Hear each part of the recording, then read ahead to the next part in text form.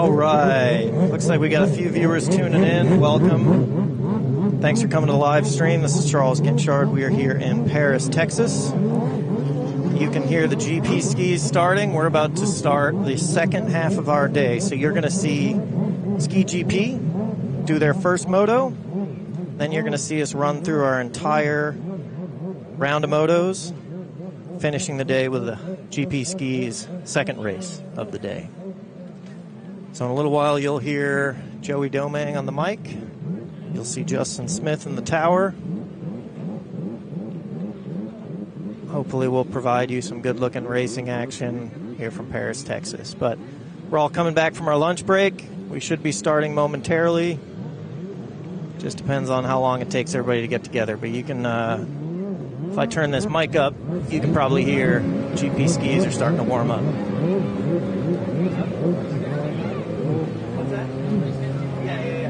We're going to go straight into one.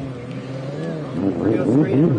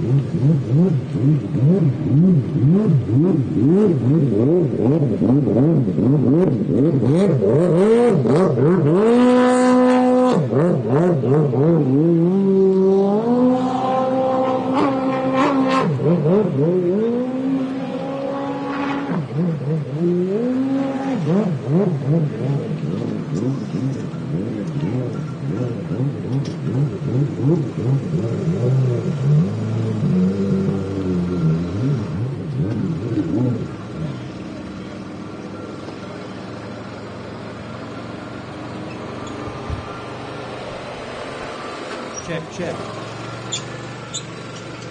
All right, anybody that can hear me, this is Charles Ginchard on the mic. Fortunately, we're getting more attention on the live stream lately. It's good news. But the main thing I need y'all to help me out with to keep this growing, I need interviews after races. So when your race is concluded, please, at the end of the next race, come over here and talk to the announcer. I'll pan the camera over and we'll get you some FaceTime and talk about who got you here, who your sponsors are, etc. So when you finish your race, come over to Joey here in the blue tent, the announcer. We're going to start your interview as soon as the race after you ends. So when the checker flag flies, we will start your interview. Thank you. Everybody got that from your producer?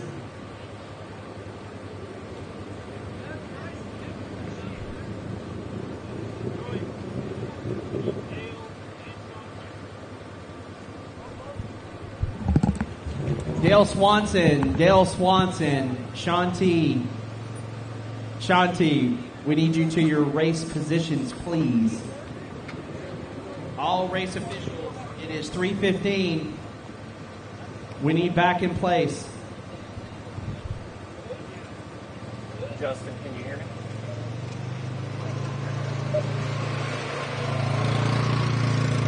Just making sure my radio works. Yeah, you're right on that one. Thank you, Bill.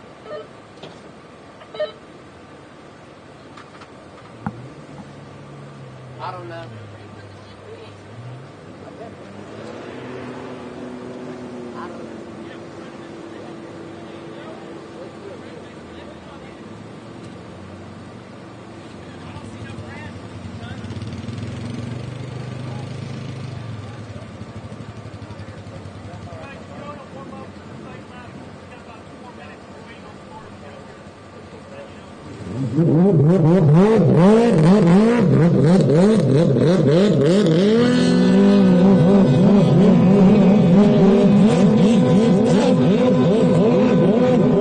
All right, everybody. Listen to those beautiful pipes sing. We're letting these GP skis warm up a little bit.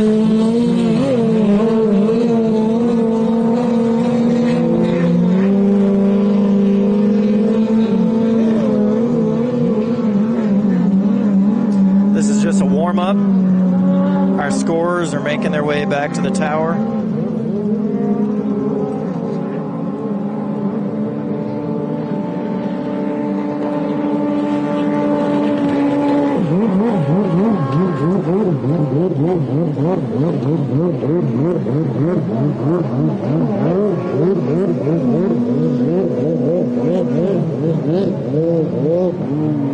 Man, I tell you what, Paris, Texas, it's a beautiful place. This can be a challenging venue to film. As you can see, there's a bunch of beautiful trees that make filming a little challenging.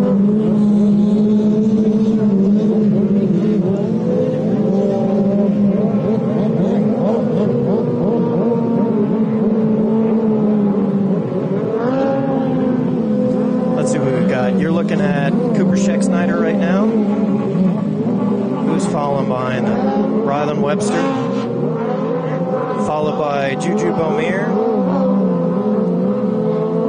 followed by, who do we got there? Mike Myhills on the number 12, Austin Jet Skier. Who's next? 404 on a Cabrera Motorsports GP1.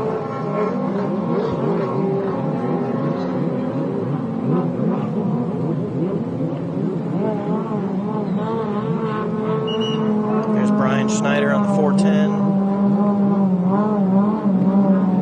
Justin Smith in the tower. We should be starting momentarily. Our scorers were taking a quick lunch break. They are making their way back right now.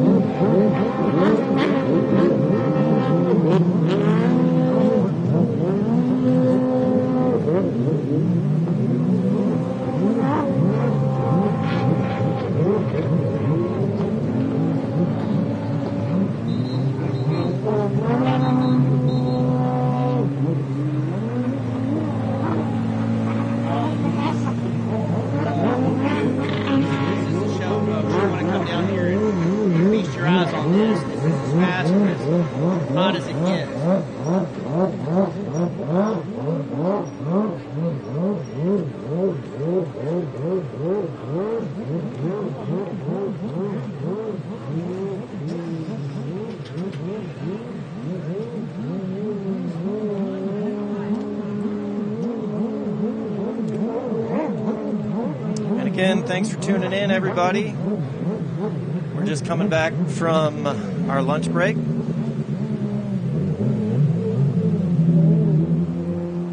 Just waiting on some scores to make their way back into the tower. After that very nice warm-up. We'll go ahead and introduce Moto number 15 to you. And if you're just now tuning in with us, welcome. This is the Jet Tribe USA Series of Champions Ride Now Lonestar WaterX Series presented by Liquid Molly.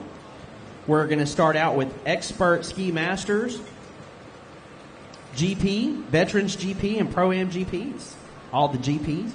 So race number 15 we're going to bring to you. And the number 17 out of Norman, Oklahoma is Craig Fain.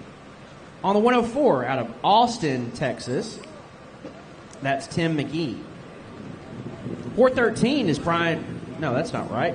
410 is Brian Snyder. Wait, do we have two Brian Snyders? We do. Look at that. 413 out of Strasburg, Colorado is Brian Snyder, number 2.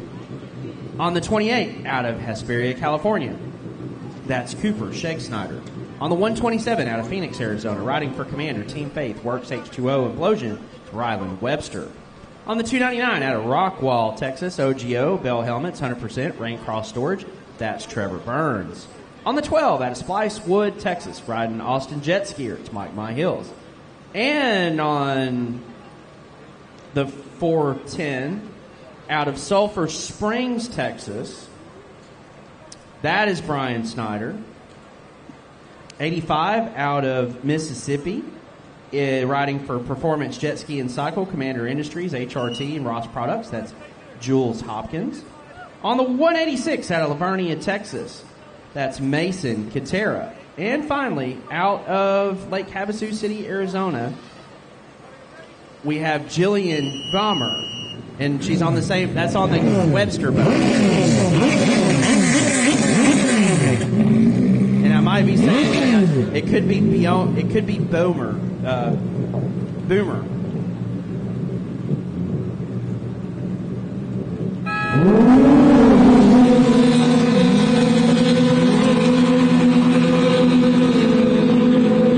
So Boomer there, Boomer on that 210 on the far outside. Joey. Not Julian Beaumier. And it's a guy.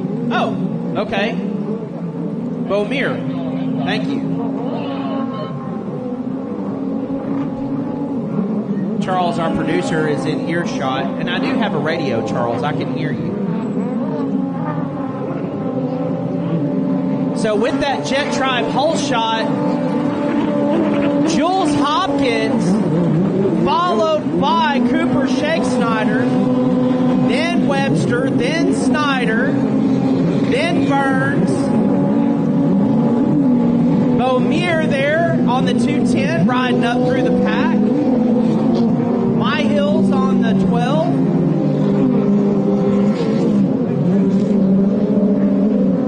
Again, this is Expert Ski GP combined, so all the GP skis combined into one moto. So we've got multiple classes out there, but what we're going to call is the race. So in the Dale's Jet Sports split section, we've got Jules Hopkins out front on that 85, the real bright green and yellow ski, followed by Cooper Sheg Snyder on the 28.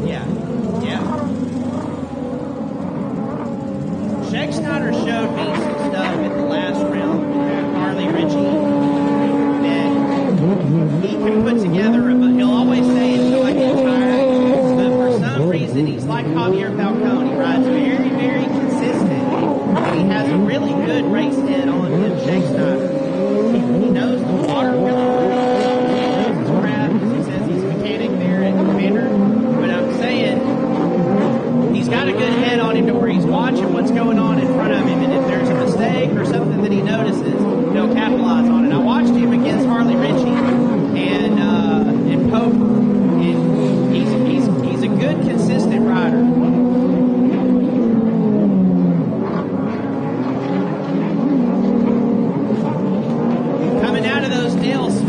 go. We've got Jules Hopkins. He's stretching that band a little tighter every lap. Jules been racing in Texas and Florida for a long time.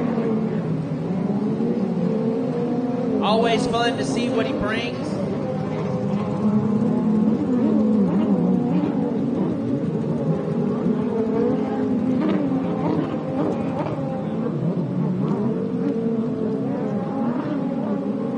Here he comes across the front stretch now. So you'll see it when he comes by. That's 85 of Jules Hopkins there. Followed by the 28 of Shake Snyder.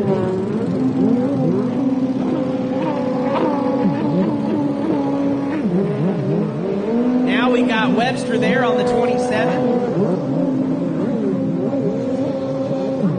Also got a good race head on Ryland there. Brian Snyder just coming on the second half of the series, getting used to that ski.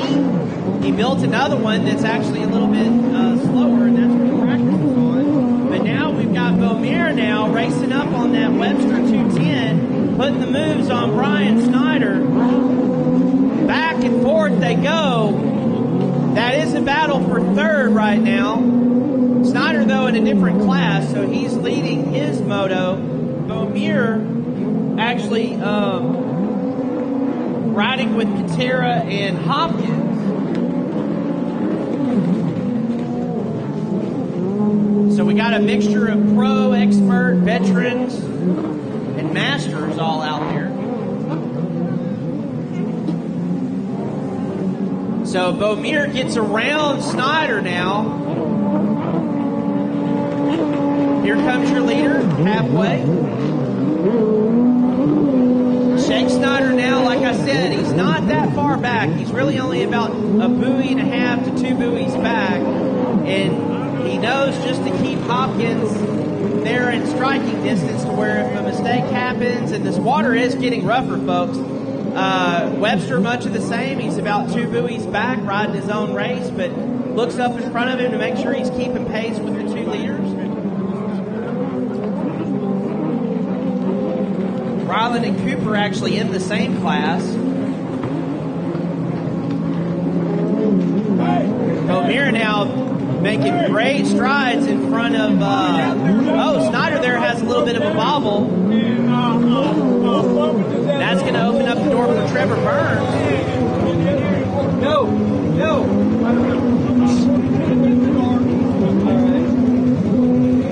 Actually, no, that's Craig Fain there in fifth. Yeah, whatever. I'll go over there. You go whatever, yeah. Now that's Fain there. So that must be 104 Tim McGee in fifth. They're both gray boats with numbers that contrast or don't contrast the hull well. It's a gray boat with gray and silver numbers, so it's hard to see from up here.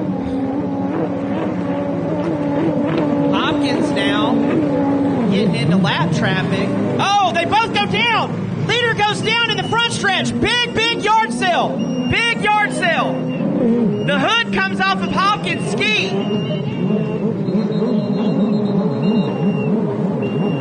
Meanwhile, Shake Snyder now goes around. Webster goes around.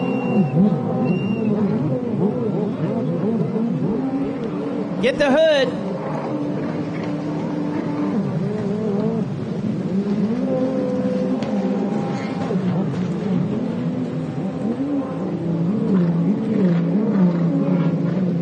So Hopkins goes down. 104 Tim McGee, we were just talking about him.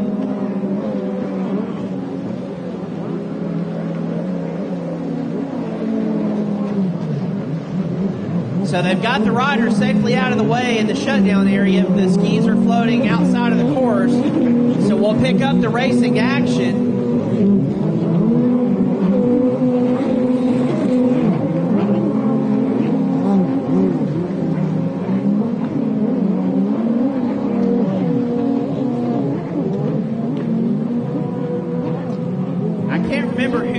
at the last round to me, but they were talking about how fast these skis are, and they're on the ragged edge. So any miscalculation, any mismovement, the water just not hitting you right, something like that can happen.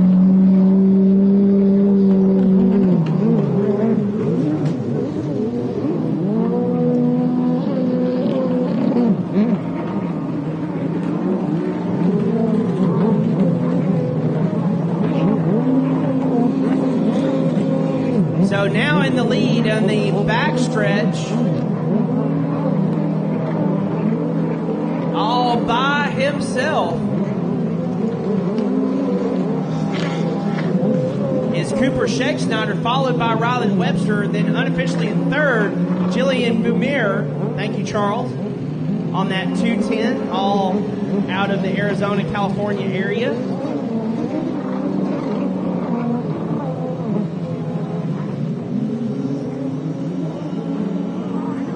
Jules is out there fishing for his hood. There's Trevor Burns coming across the start finish. Brian Snyder hanging on. Now we've got Mike Myhills racing up. The checkered flag is out, but there's still racing action going on.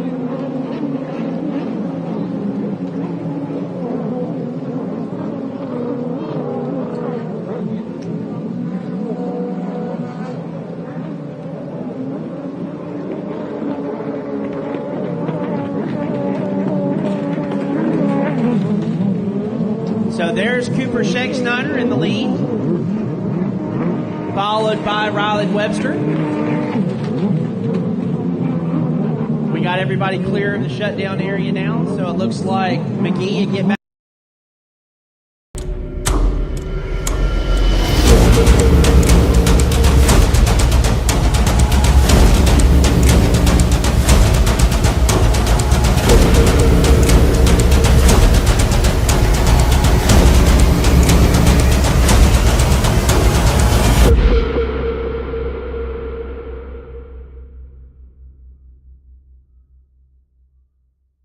Went down in the corner right there, and then the skis floated out that way.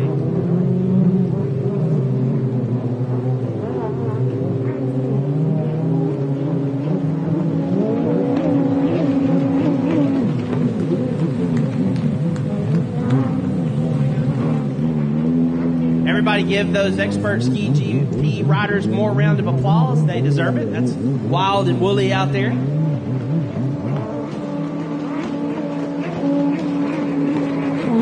Everybody's in the shutdown area looking for Jules' hood.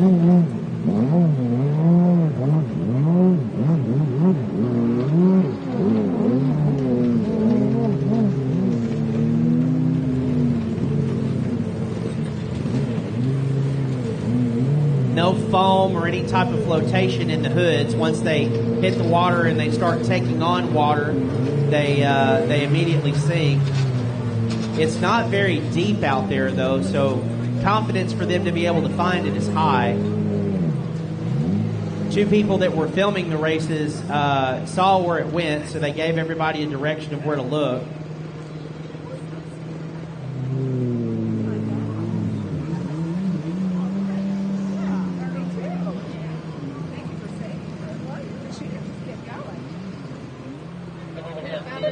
Looks like Adrian and Jules are about in the right spot where it happened.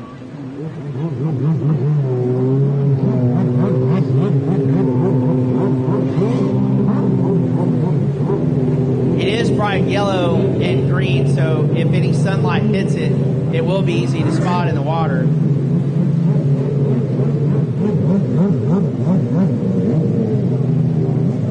I filmed it sinking right behind the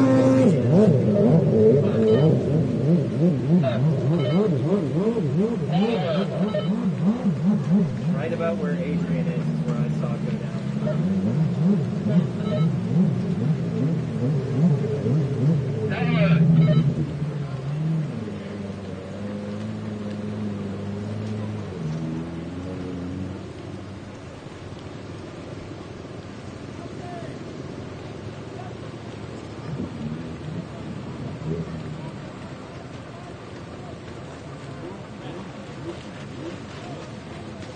They need to comb the water.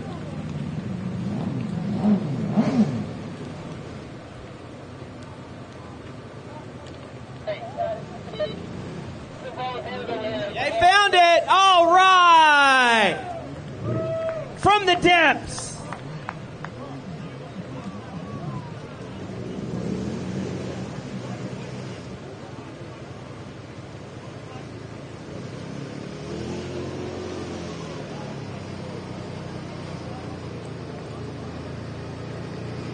Yeah, turn it over the other way and let the water start running out of it.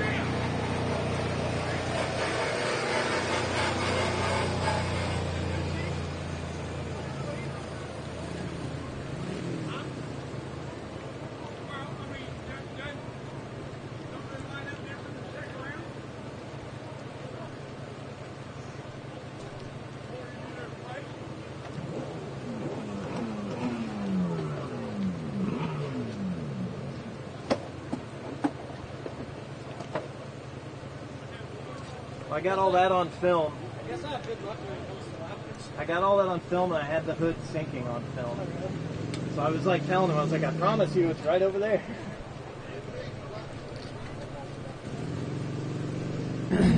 Everyone on the beach right now, if you see the young man holding the green hood in his hand with the sort of half mullet and the big smile on his face, give Jules Hopkins a huge round of applause.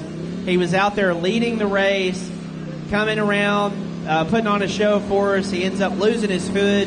He was way more concerned about the other rider's safety than his own, and of course his hood and everybody else in his class, and he didn't give up. He looked for his hood out there, and he's bringing it back. I know he's way more satisfied to find that hood and be able to put it right back on his jet ski right now.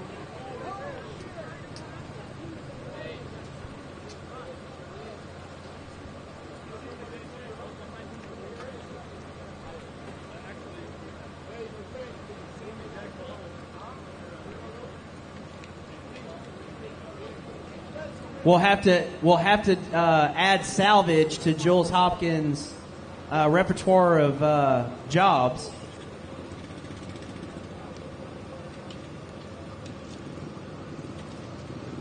Deep water recovery, Hopkins.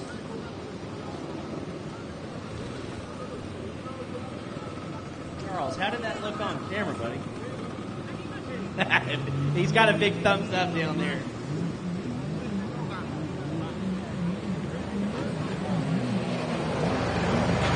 Replay, yeah.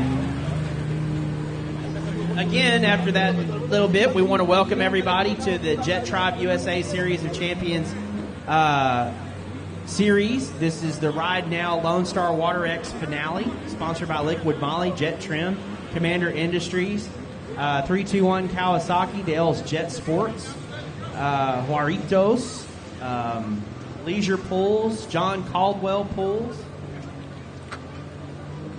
Watercraft Works, Charles Ginchard Photography, Adrian Fisk 4F Photography, Beaumere. I'll have to get used to that. Sounds French. We will introduce race number 1 to you right now on the 27th out of Wichita, Kansas.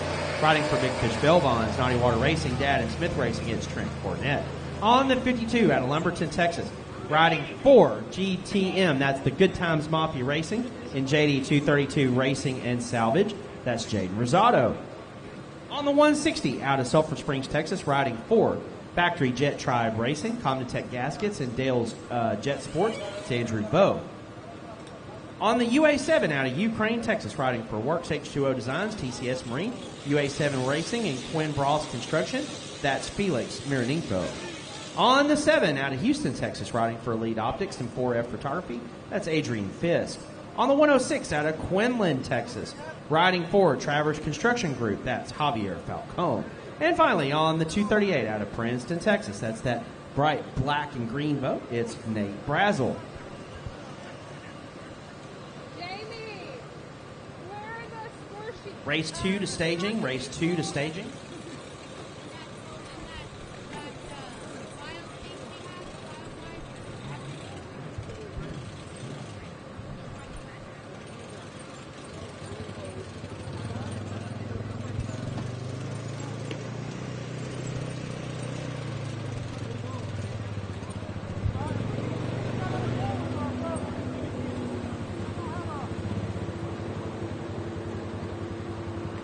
I need a break from taking the break after that racing action, Charles. That was great.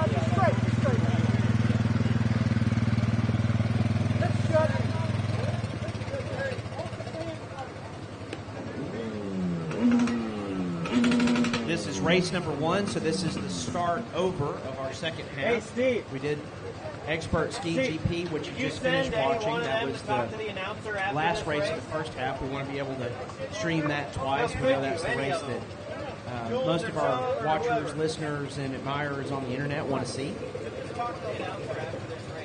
Everybody loves the GP class. Wish we could have done it when we had all that.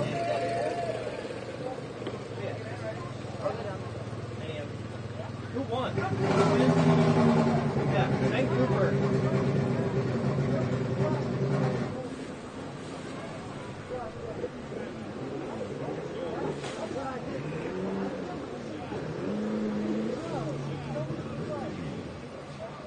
Yeah, I was turning on that left. Yeah, because you on the outside, you on the inside. He got me. What happened? After this one, we'll be done. After this one, we'll get to go home. But we get to see more racing like that one more time.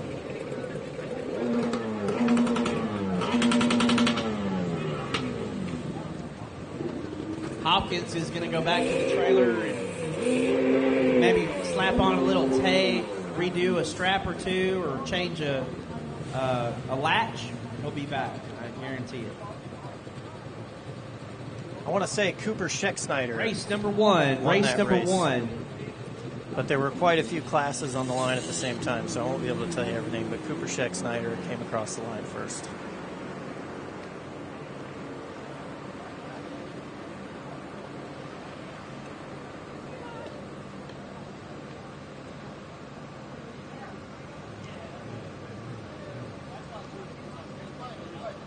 Glad to see Tristan back from this morning. Big smile on his face. That's always good to see.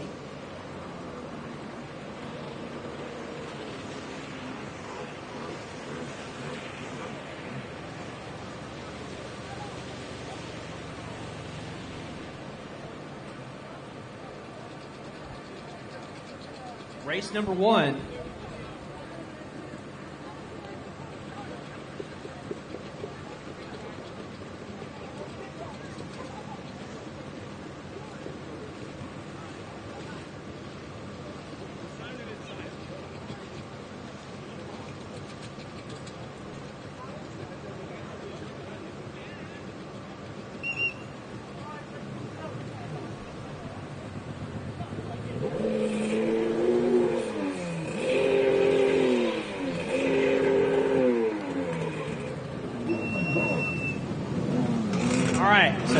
Justin changing up the starting sequence for this round. Instead of the 2 card going over to a 1, he's going to say that there's 2 minutes till the race is going to start. As he checks down all the riders and everybody says they're good, that's going to signify for the horn. So as we say, I see the light, light goes green. Riders go off. Adrian not getting a very good start on that time. The ski hopped on him.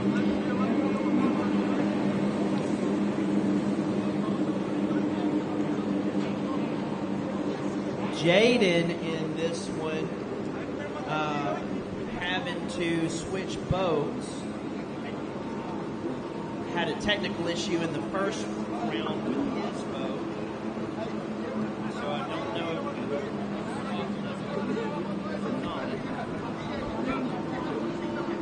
but I know it. It's either 3 or 52.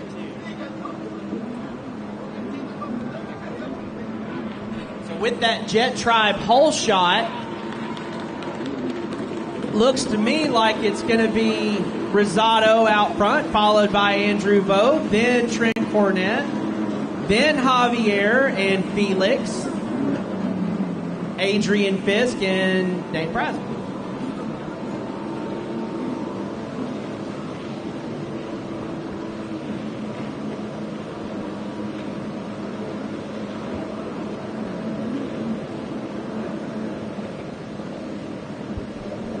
Mark, I know you can hear me. That worked out good, buddy. Good planning.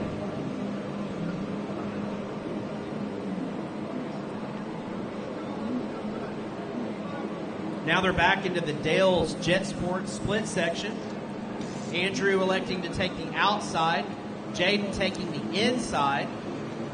You see them come together in the merged part of the course. Then on to the back stretch. This course designed by Justin Smith actually puts all the racers in a good view of the tower and the beach this time, so plenty of opportunities to see for scoring and missed buoys, and then obviously a lot of options for the riders to choose inside splits, outside splits. That way they're not forcing the issue as much to get together when they need to make a pass. Everybody loves to see passing and racing, not just follow the leader. Race 2, the starting line is yours. Race 3 to staging, race 3 to staging. That's Jaden Rosado there, out there in front, followed by Andrew Vogt. Looks like they're just taking a Saturday stroll out on the lake. Then we got Trent Cornett on that 41. Followed by Javier Falcone. Then Felix. Felix back on the SXR 2-stroke this weekend.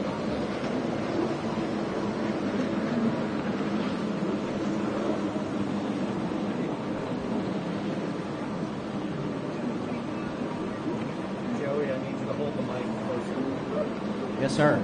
Copy that.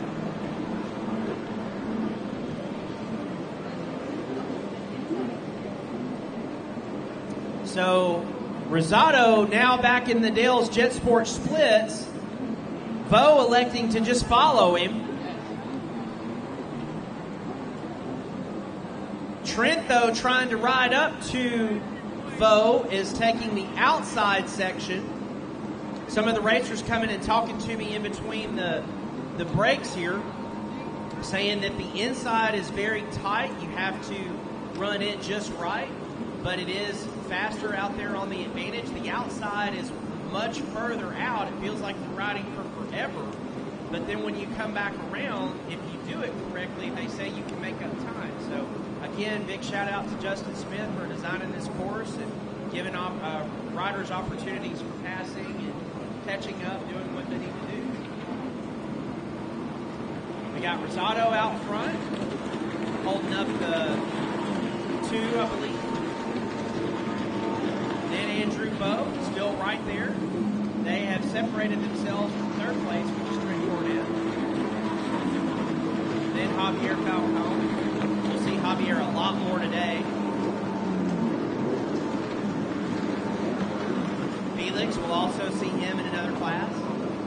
Trent, don't leave Trent out. Trent rides 3 classes too. Jaden rides 2 classes, rides 2-stroke Superjet and minute ski.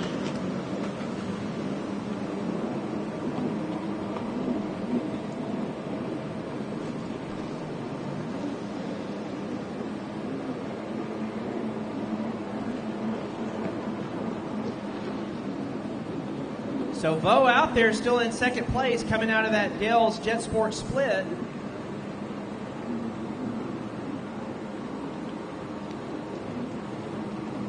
Also want to say on the internet that Justin made this course appreciation weekend. So course marshals are our unsung heroes out there. They're the ones that make sure we get back to our skis without having to swim too much or rescue your ski from floating away too far or sometimes sinking. And it's there's no shade out there. They're in the sun all day. Hey, Cooper. The lifeguards and the visitors. Rosado coming across for that white flag. Hey, Cooper. Bo still right there, though. You know Bo's got those rear sponsons on the ski because of that spray that comes up. That's not the stock Yamaha water clarity spray. That's his sponsons catching a wave, though. We got Trent going down right in front of Javier.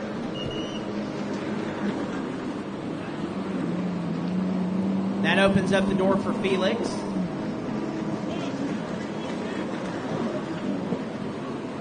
Hey, Ryland.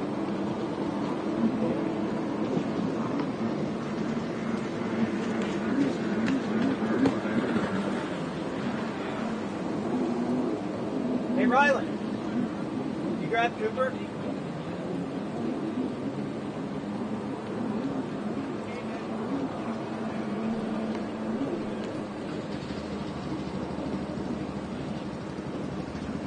One lap to go for Jaden Rosado.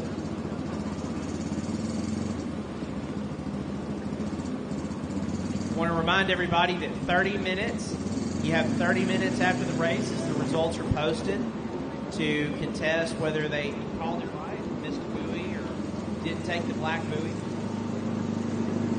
Haven't had to see anybody take the black buoy yet this moto. Looks like they're all negotiating the course for the correct way.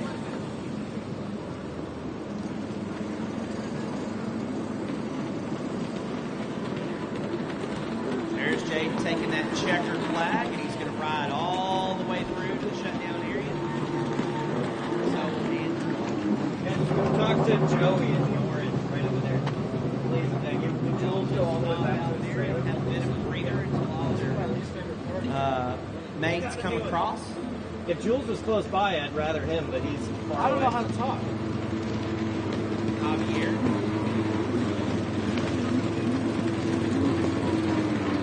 Trent. Felix. And then here comes Adrian on the 7th.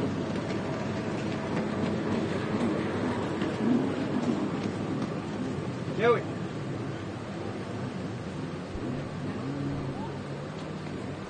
Interview now, Joey.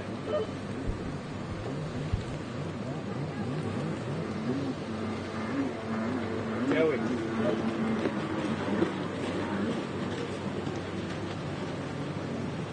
Interview now, please.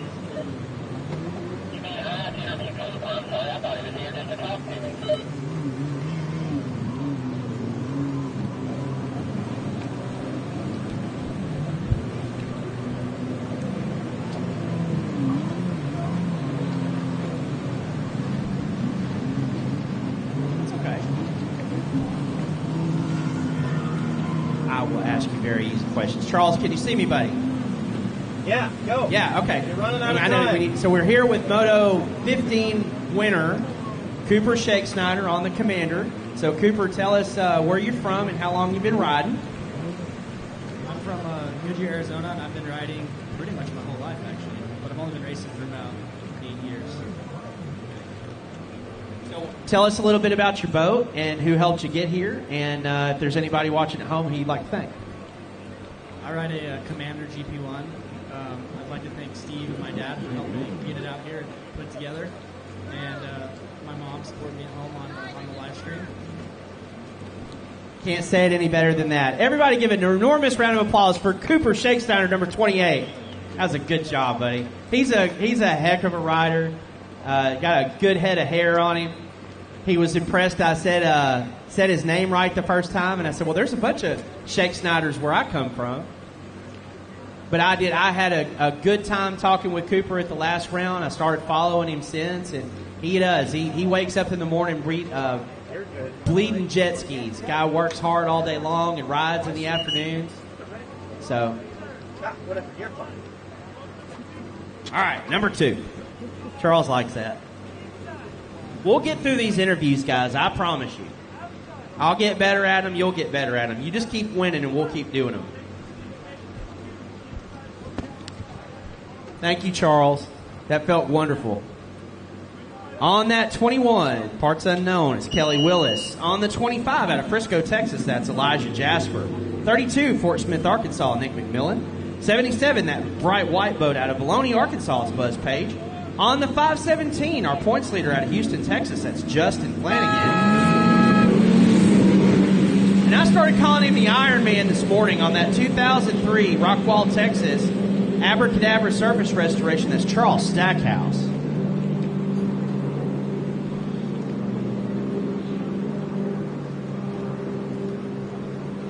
Moto 3, the starting line is yours.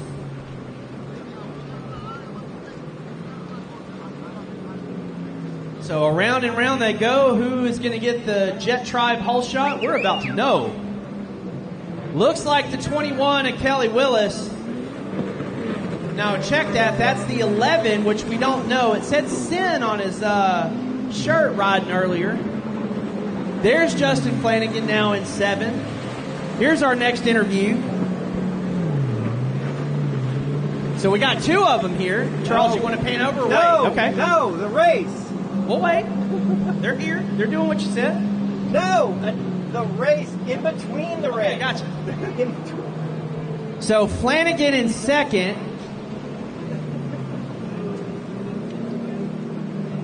Sin, we believe, there on that blue Yamaha GP 1800 SVHO.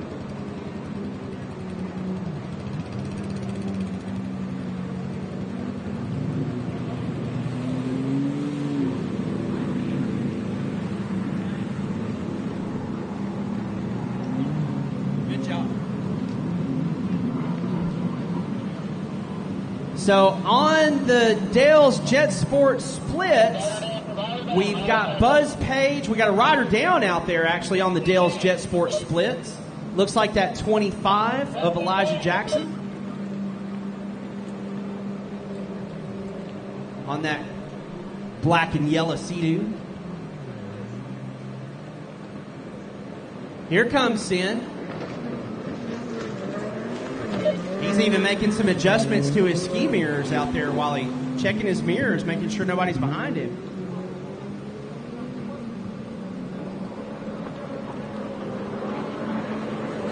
There comes Justin Flanagan on that Sea-Doo.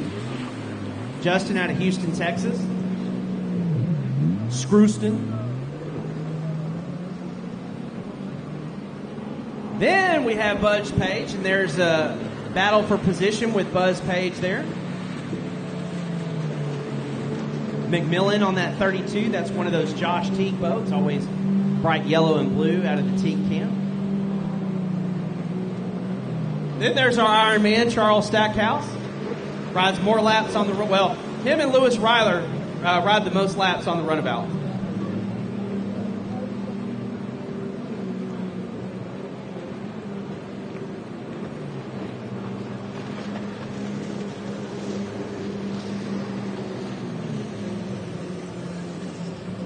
So I want to say their first moto was 4 laps, and they increased the second moto today up to 6, which is good for Justin. Justin is clearly the points leader, didn't have the best Moto 1, and we had some course orientation issues still on Moto 1. So once we got that stacked up and we restarted them, I believe he came home in 3rd on that first moto, so putting together a second today should give him a solid 2nd overall. Then whoever's on this 11 doing the moto math for today is going to be number 1. He's putting together a great combo for beginner ski. Hopefully next year he stays in this class.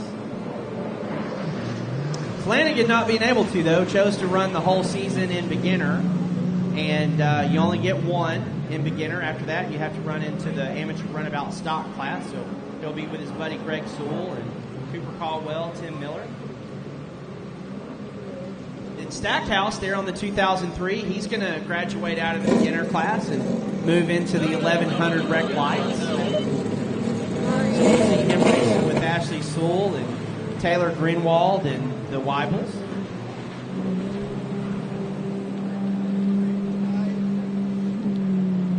And we got an array of other new runabout riders. I believe Mr. Buzz is going to continue to come around. He's just out of Arkansas, so these Dallas races aren't that far for him. And the Oklahoma races are actually even shorter, so I believe that's where we picked up Mr. Buzz, was in Oklahoma, so we'll see him 2 or 3 times next season as well. I do believe we'll be returning back to Altus. Mark, Jaden, you can start making your way back over here, bud, in 2 to 3 more laps.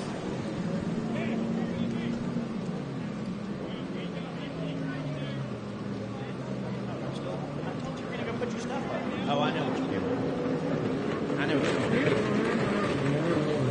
White flag out. So 1 lap to go.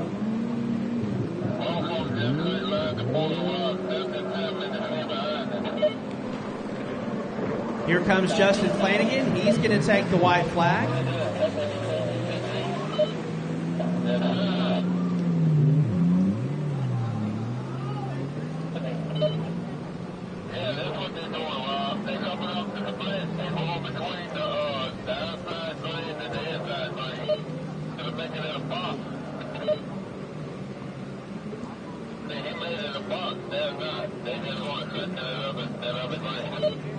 So here comes Buzz Page, still in a position battle there with McMillan. So that's an FX SVHO Yamaha with a Sea-Doo Spark.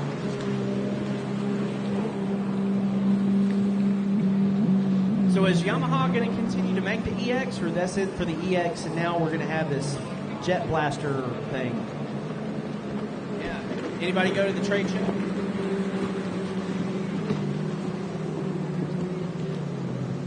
There's Charles Stackhouse there on that 2003. Checker flag going to come out this time. That's Elijah Jackson there on that 25. Best looking runabout ever made, in my opinion.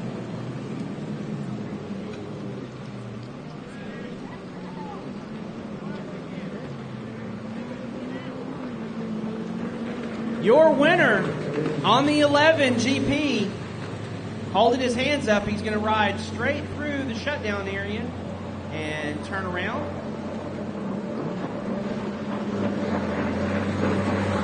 Justin Flanagan now coming across. Charles, we ready? Go. Jaden, y'all want to both do it. So we're back with Moto 2 winner. This is Jaden Rosado on the 2-stroke Superjet.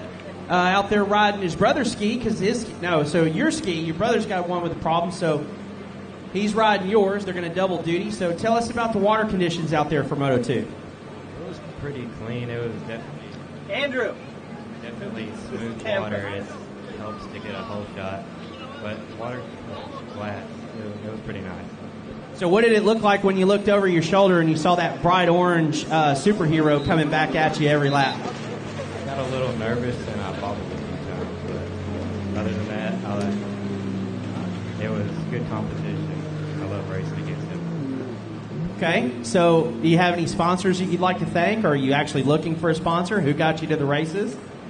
I'd like to thank Jeans Power Sport for giving us a place to practice, and my whole family, and Jay McKee, and Andrew and his dad for all they do, and Jet Driver putting all this on, and Justin, and pretty much the whole Good Time Mafia crew. What's your favorite part about jet ski racing? Definitely the adrenaline it gives you. I love it. It's just something about it when you go down to that line before a race. It's just a different feeling. So they're young. They're not used to talking on the microphone in front of people and thanking people, but they're good kids. I practice with this guy. I talk to his dad almost every day. I tell him how proud I am of him, and it makes me feel good to see some hometown kids out there putting on a good show for us. So thank you both. Andrew, you have anybody you want to say anything to? I want to thank Jet Tribe, and I want to thank this is Lorenzo. He's from Venezuela. You have anything to say? Okay, thank you, muchas gracias.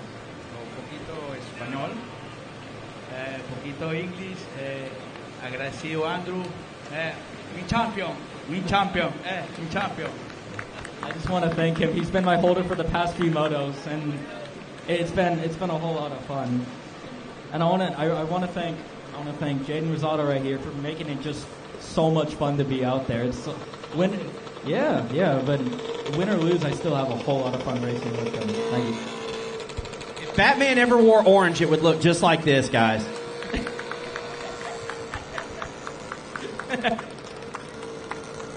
Race number 2 is off the line, so we're going to go to race number 3.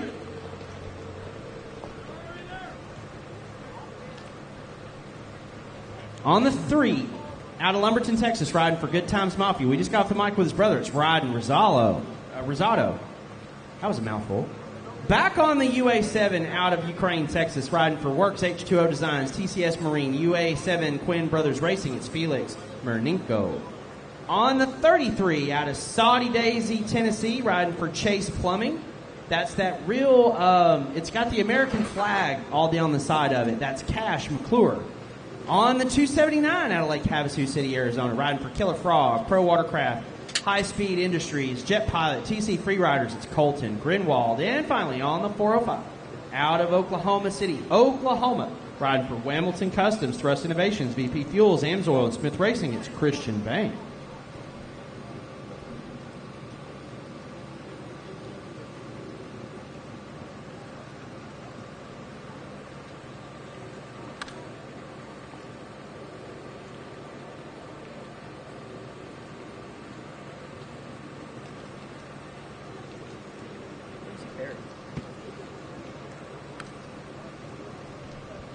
Going back to these interviews, guys, these young men and women and folks, they work all off season on these skis, and they don't necessarily have a chance to ride them because it's cold.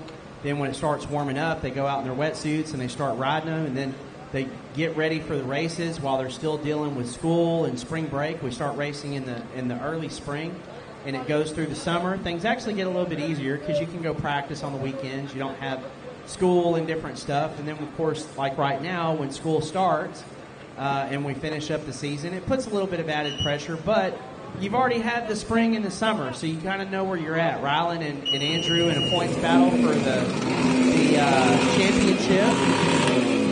So they're good friends, and they love going out there racing. Javier Falcon also in the mix for that. So everybody checks down good. The yellow light's going to go to green. We're racing. Felix got a really good jump off that light. Cross chop happening. We talked about it in earlier that chine walk is all the skis throw the wake off. If you fall a bit behind, the ski hunts in that chine walk. The nose wants to dip down and hunt, and makes the ski react in a way you're not used to. In my opinion, the worst part about racing is the starts, and that happens.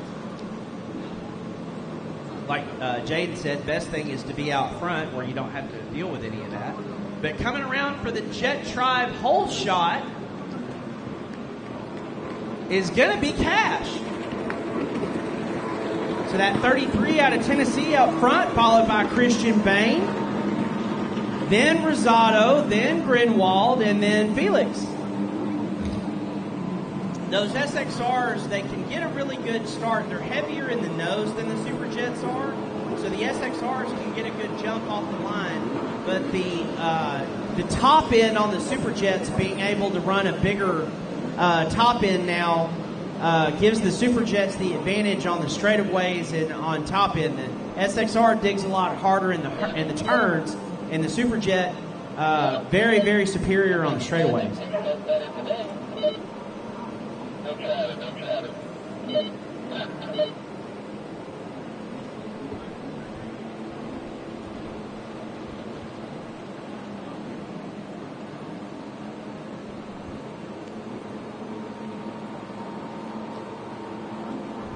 Want to remind everybody to stay cool, hydrate, drink water. The afternoon sun is beating down with not a whole lot of breeze, so best way to cool off quickly is just go down into the water and take a dip. Lake Crook actually surprisingly cold most of the year round. It was even cold when we were here earlier in the summer. And they said it's run by a power plant. That's actually kind of nice. Usually power plant lakes or reservoir-made lakes are warm.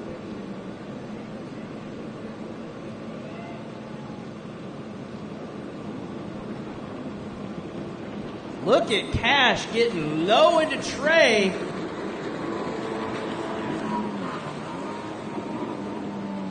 Trying to stretch that lead out. So far he's doing it. We now see Rosado electing to do the same thing, which is helping him pull away from Christian. Felix now getting around Colton. Halfway flags probably will have enough time to ride up to Christian there, but not a factor to Rosado, and definitely not a factor to Cash. Cash way out front now in the Dale's Jet Sport split section.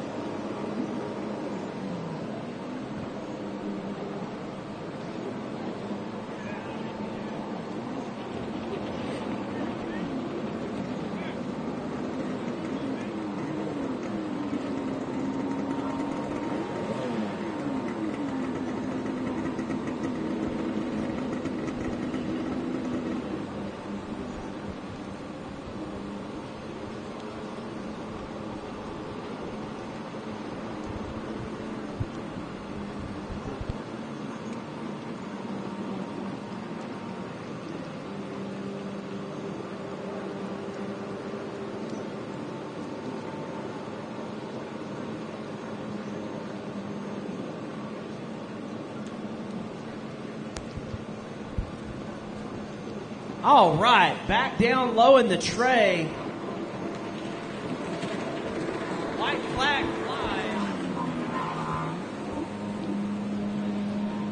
Race number 4, the starting line is yours.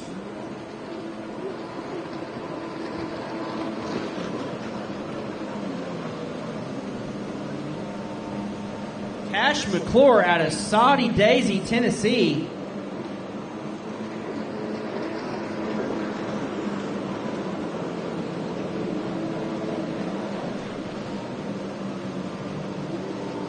Race number 4, the starting line is yours. Thank you for coming on down, getting ready for the next race.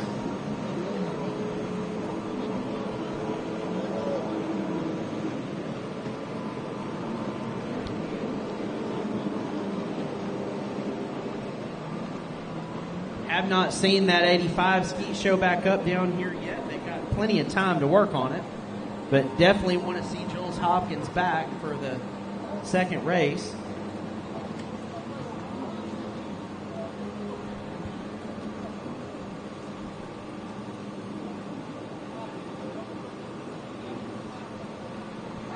Want to remind you, 30 minutes after your moto, your results are posted and you have a chance to check them out. Make sure you're happy with everything the way they are.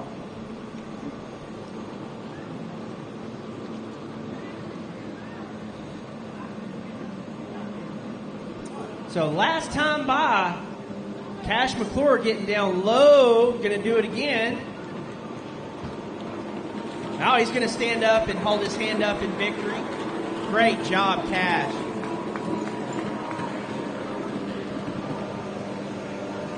Also riding all the way through the shutdown area.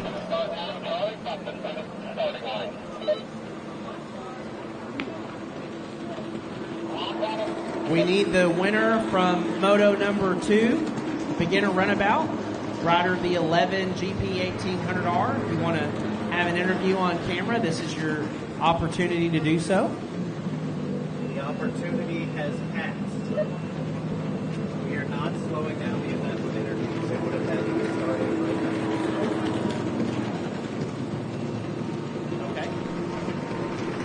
So we'll move on to race 4 then.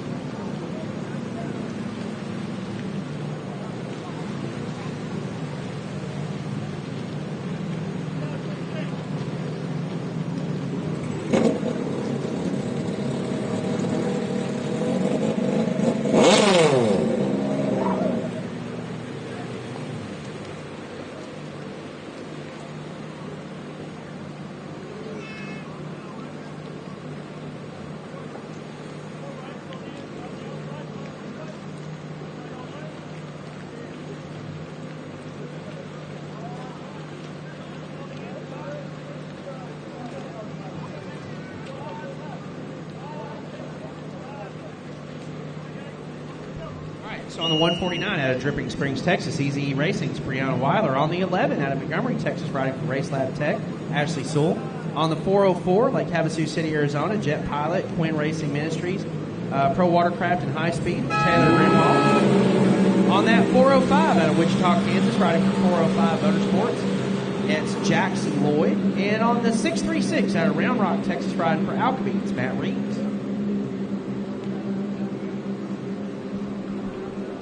Greenwald's telling me that he was going to put something together a little better for this moto, and Brianna Weiler told me she was going to take a nap to get ready for this moto.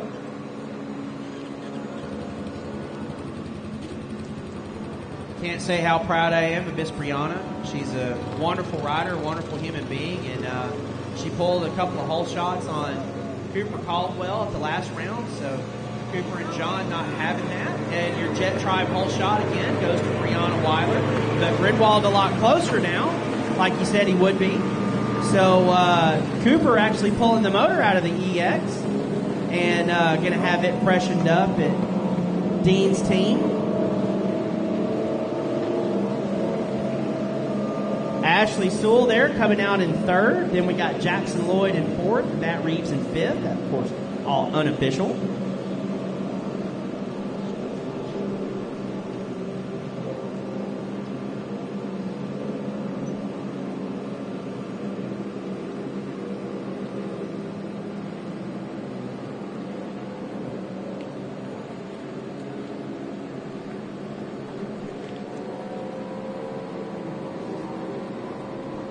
So now in the Dale's Jet Sport splits, we got Brianna actually stretching that rubber band a little tighter there on Taylor. So she's got a buoy and a half lead. Taylor riding on the front of the jet ski to put the load in the middle. Taylor, older and heavier rider than Brianna, so moving around on the jet ski, trying to make it do something different than it normally does. Water smooth and flat, like most of the riders are saying. It's nice right now being out front. You got the best water, but even being in second and third there, it doesn't look that choppy so far.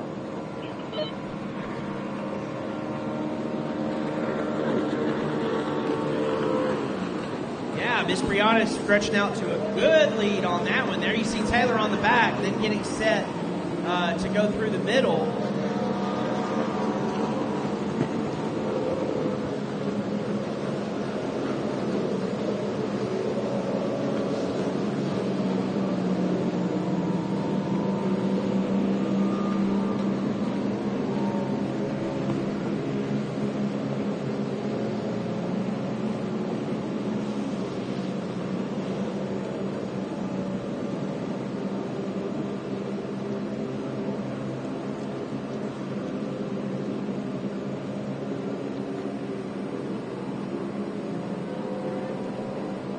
So Brianna still now coming out of the Dale's Jet Sport splits.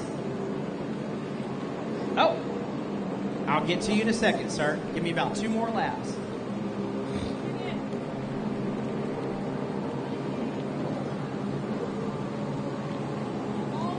Brianna Weiler now on the opposite end of the backstretch over Grunwald, just commanding this lead.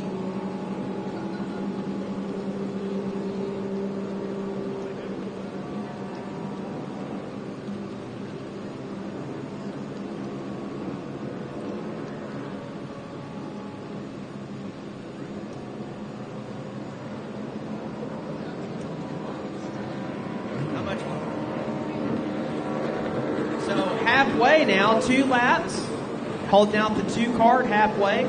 So next time we'll get the white flag. She's looking back. See, looks like Grimwald's actually catching back up to her a little bit. She's relaxed a few laps. She stretched it out pretty hard, then relaxed a bit.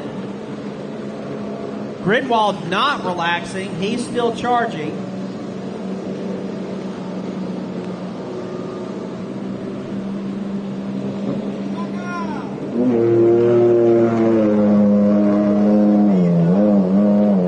Matt Reeves going in the horseshoe there on that Sea-Doo Spark. Matt having a lot of good content on his GoPro, posting it on his page of the Racing Action.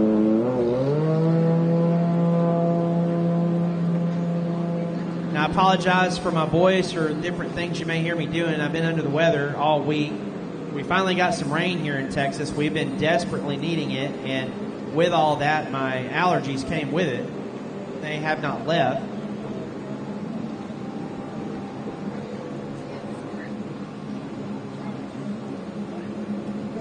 Want to say thank you to the course marshals, and that's Wild Bill, our starter. Everybody gets us to the line and safely back to our boats. It's a thankless job most of the year, most of the time, so this weekend we want to not dismiss them. Remind them we love them, happy they're here. Couldn't race without them. So Brianna Weiler now going to take the white flag this time by, like I just said.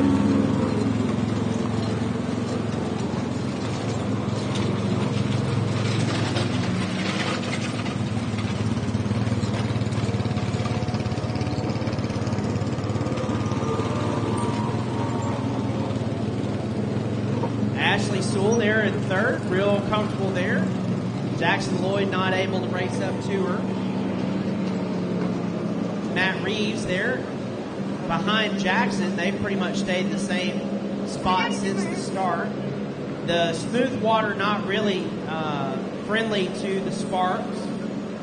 In my opinion, the rougher water races are better for the Sparks.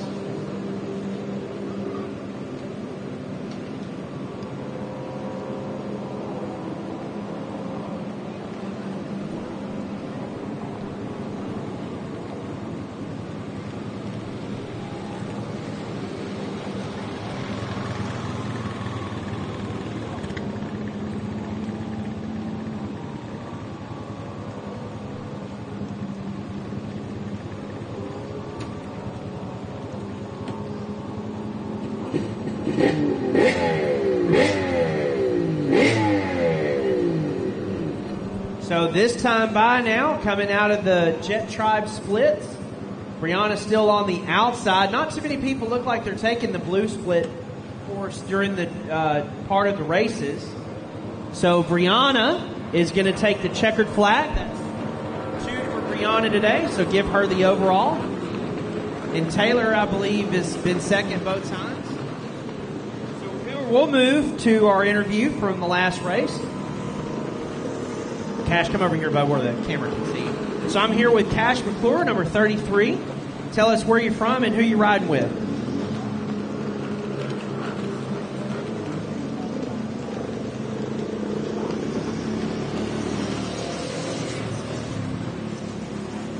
Oi!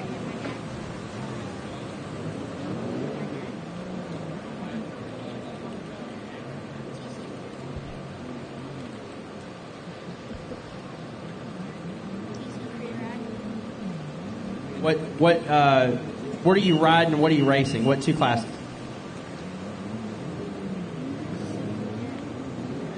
All right, everybody, give him a big round of applause for Cash McClure. Good job, buddy. Woo, you smell that E85.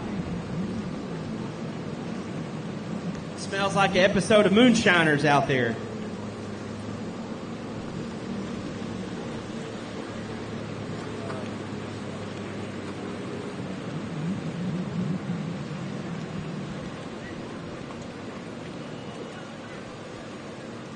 All right, race number 5. 321 Kawasaki race 5. On the 27, out of Wichita, Kansas, riding for Big Fish Bail Bonds, Naughty Water Racing, Dad and Smith Racing's Trent Cornett. Is he on? No, 41's on the beach. He may be on the 27 or the 627. 210 out of Phoenix, Arizona. Commander, Team Faith, Works, Blosian, Impros, Fly Racing. That's Miscarriage Webster. On the 5 out of Spicewood, Texas, it's the Austin jet skier Mike Myhills. On the 21, Moto #1 winner out of El Reno, Oklahoma. The Bucket Truck Brigade is Travis Belenga. Back on the UA7 out of Ukraine, Texas, out of for Works, H2O Designs, TCS Marine. UA7 Racing, Corinne Bross Construction, it's Felix Murnenko. And finally, on the 405 out of Oklahoma City, Oklahoma, riding for 405 Motorsports, Hamilton Customs, Thrust Innovations, VP Fuels, AMSOIL, Dad, and Smith Racing, it's Christian Bain.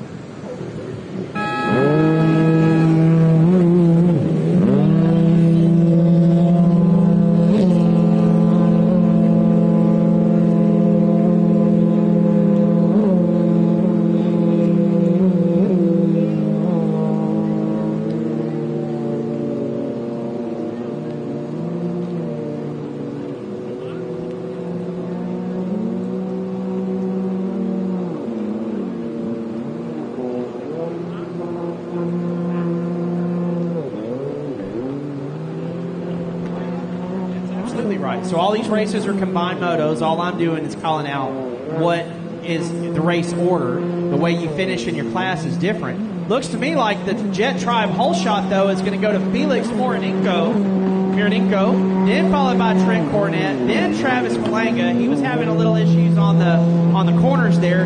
Then we got Mike Myhills and Christian Bain there.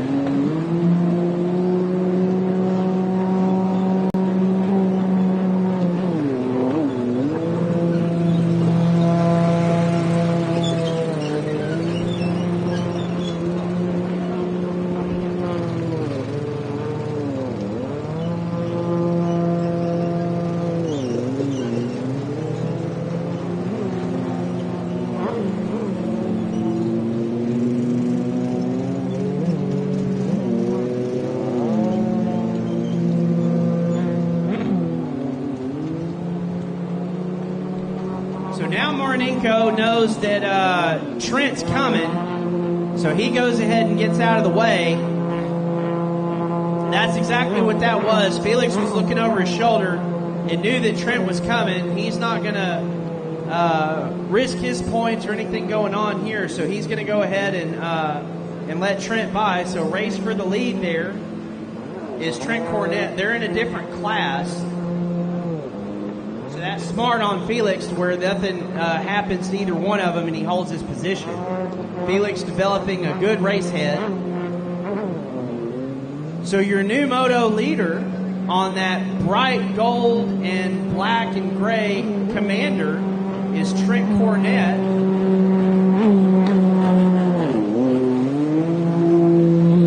If the Saints had a jet ski, it would be the one Trent's on right now.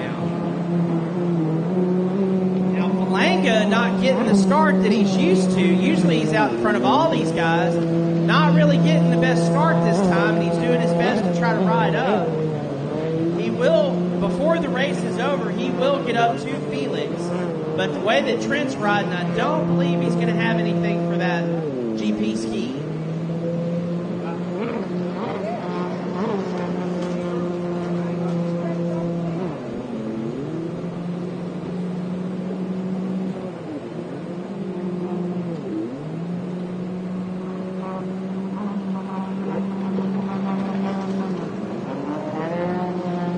So now Felix having to deal with Mike Myhill's. No, I'm sorry, that's Falanga. So Myhill's got clear of Christian, and now he's actually trying to ride up to Falanga. But Falanga has caught Felix, and most likely take a different split this time.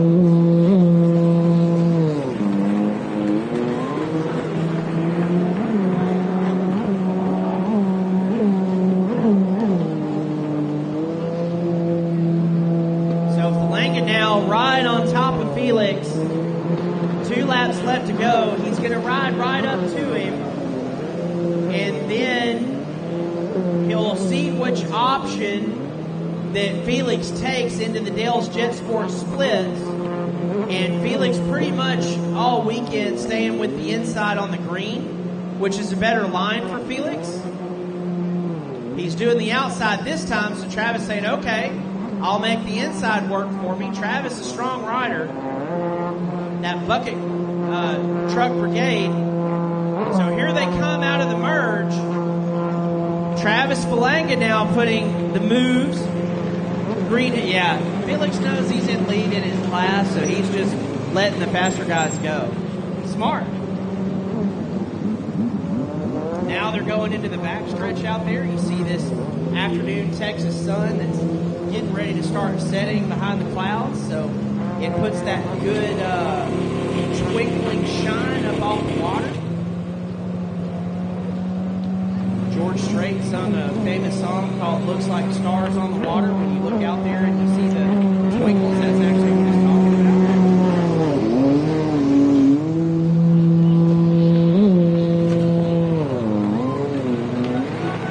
about. So Travis now not in the lead in his class. Him and Trent are actually in the same class with Karis Webster. Karis going out there and getting her point. Trying to make a show of it. Trent's putting together a great race, so I don't think he's going to have enough time with one lap to go.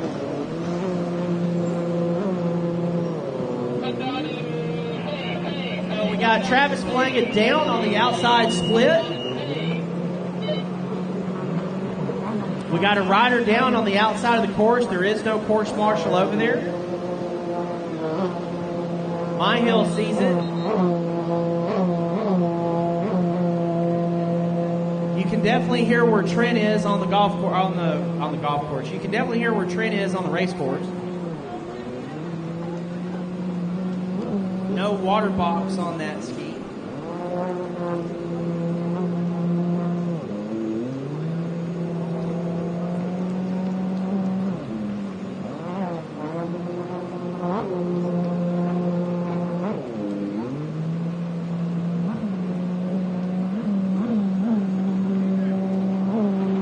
Here he comes, trying to put Christian a lap down before Christian's going to maintain his hard on the lead lap.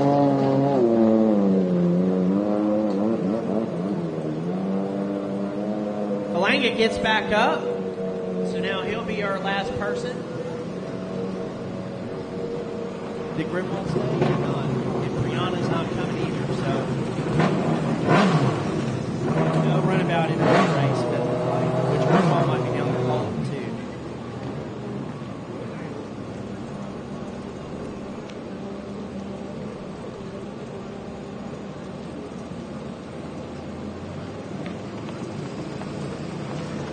Remember, after your race, you get everything situated before the start of the next race. We'd love you to come and do an interview. So like right now, we could be interviewing Brianna Weiler and Taylor Grinwald, who Taylor was over here talking about his race, but didn't stick around for an interview.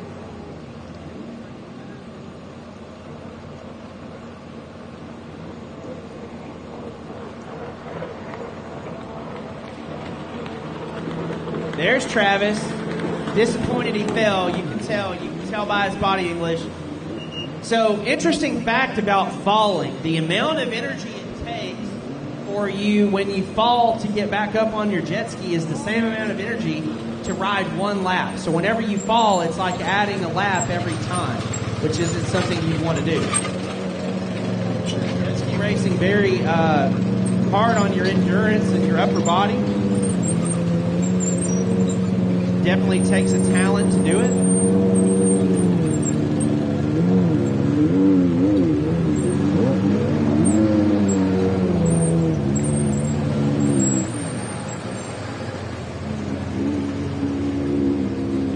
Hey, I caught that face smack.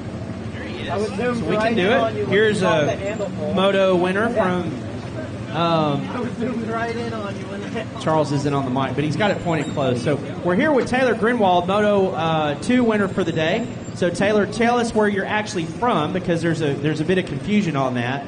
Who you're riding for and who got you here? So I'm from Pensacola, Florida. I'm riding Jet Pilot, High Speed Industries, Pro Watercraft, Team Records Abandonment, and Kevin Quinn's crossover Ministries. And my parents, we drove this 9.5 hours, but you know how trips turn to like 11.5 with stops and all that. So I can't thank them enough, really, because the dedication that they put into it is crazy. So, and that's my little brother right there, Colton Grunwald. He's 8 years old. He's racing 2-stroke lights and 4-stroke lights for the junior class. Kid's killing it. And also want to say thank you to my competition, because I couldn't be anywhere without the way that they pushed me. And yeah, just thank you to everyone here at Naughty Water. And yeah. Taylor Grinwald, everybody. This class, you can throw a blanket over all of them. They're all close. Put on a great show. Cooper Caldwell, usually also in that class, is out there right with them. So on the 29 is Megan Burns out of Rockwall, Texas. Bell Helmets, ranked cross storage. 86, Tyler Henderson out of Garland, Texas. 89 is Ben, they said Reber. I think I said it wrong, Reber, but she said Reber. Out of Panola, Kansas, and that's renewal by Anderson. And I saw Watercross of Texas on his ski. I do not see Scott Johnson out there this time, so we won't worry about him. And I believe that we scratched Jackson Yalston from this one as well. That isn't this race. I went.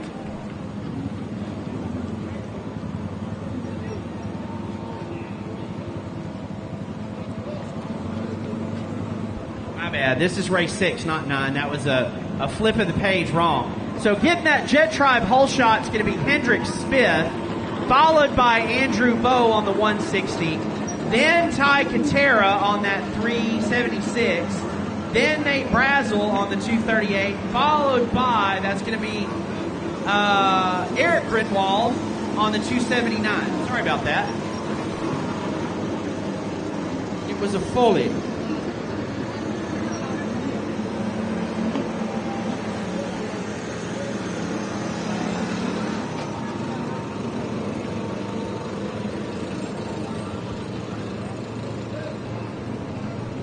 Race number 7, the starting line is yours. Race 8 to the ready.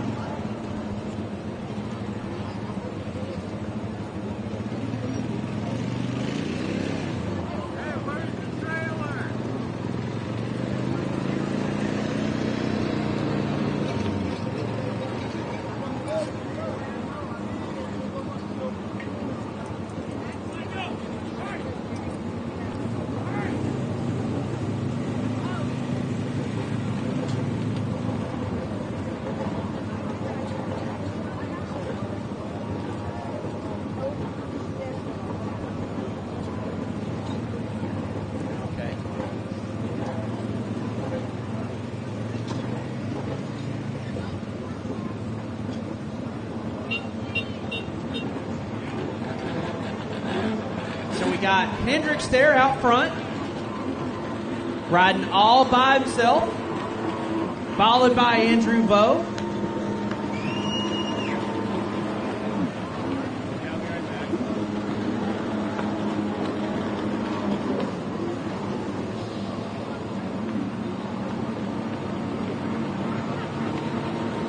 Now we got our pass there. Eric Gridwald passes Nate Brazel, going into the horseshoe.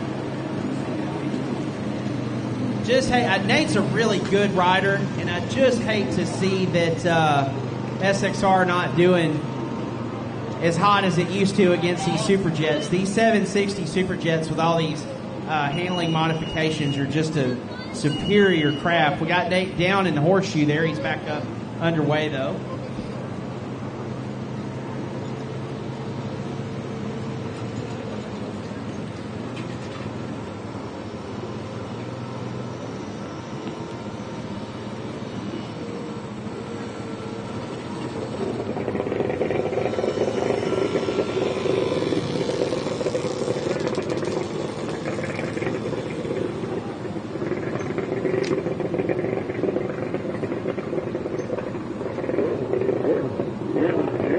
So Hendricks now coming into the split sections of the course. That's those Jet Tribe splits on the blues. Hendricks likes the inside sections of the course as it's a shorter way around and gets everything over with quicker. Hendricks going to take on high school rodeo again this year.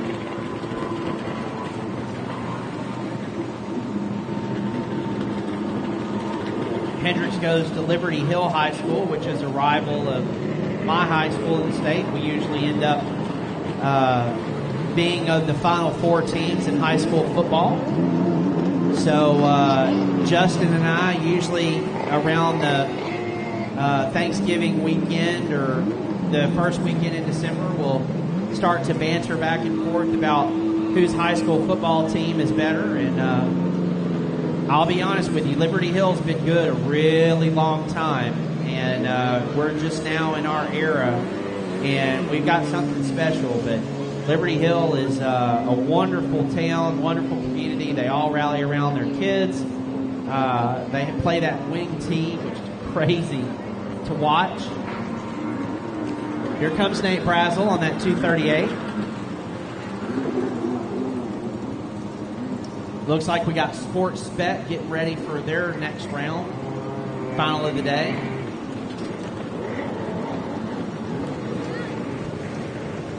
A lot of people that are done on the two-stroke skis for the end of the day, they're pulling their jet skis back to the trailer.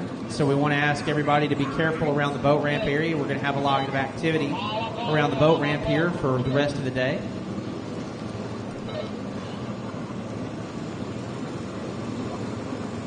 We'll make sure and get Hendricks over here. Hendricks is not shy. He will come do an interview. He's on that 10. Austin Jet Ski sponsor. Pro Watercraft. Chris Haggis in Lake Havasu. From Texas. Chris Haggis from the Houston area. So when I talk about screw spin and still tipping and all those fun things, Chris knows exactly what I'm talking about. Hendricks taking the black buoy that time. We do have a rider down. I'm looking for where. Oh, it's in the middle, right outside of the Dale's Jet Sport splits. Want to thank Wild Bill, who's also one of the course marshals, for providing this shade. I wouldn't have made it today without it. Yes, I said made in the shade. I know it. Want to thank Charles Ginchard with Charles Ginchard Photography for being our producer and chief critiquer. Charles always trying to polish up our show and make it better. He's the person behind the camera that you're viewing right now. So you're seeing it what he sees. I know it's difficult to see through the camera lens because all you see is black spots out there on the rising sun or the overhead sun, but I'll tell you the names. It's Hendricks Smith there in the blue section, the Jet Tribe section of the splits, with that bright pink wetsuit and life jacket on. Good Lord, what was that? If that was a jet ski, I hope they're racing it. You know what? That might have been Trent's boat, not the water. That's exactly what it was. That sounded awesome. So Hendricks taking the checkered flag, but it looks to me like he's going to do an extra lap.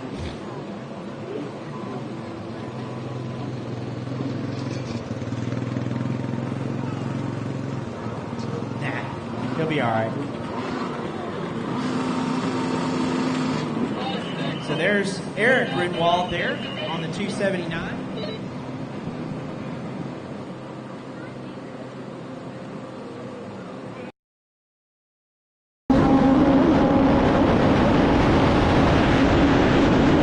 Looking for high quality performance oil, Luca Moly Marine is my go-to oil. 2-stroke and 4-stroke, on and off the track. It's the best choice for me, and it should be yours as well.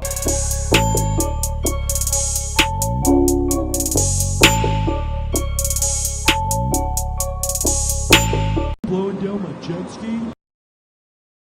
And I ride for Team Commander. My favorite thing about my GP1 is the fact that it's super stable in the rough water and how good it handles.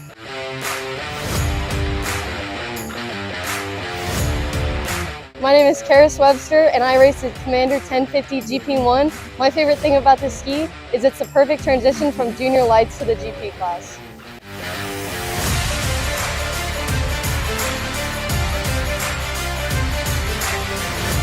I appreciate that very much. We also had the food vendors over there. I believe they were making nachos and hot dogs and hamburgers I saw around lunchtime. So I know they're staying until pretty much the end of the day. Oh, look, here comes Trent now. Here he comes. He got a big smile on his face. You like that, huh? All right, so Hendricks rode an extra lap to catch up to Nate Brazel. He didn't want him to feel all alone out there. Trent, you want to do an interview, buddy? You do? All right.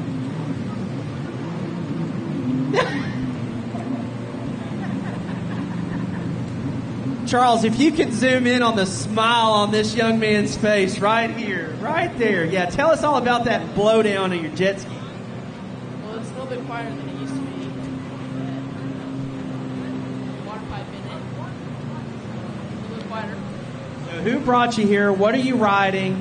Who do you want to thank? And who's bringing you home?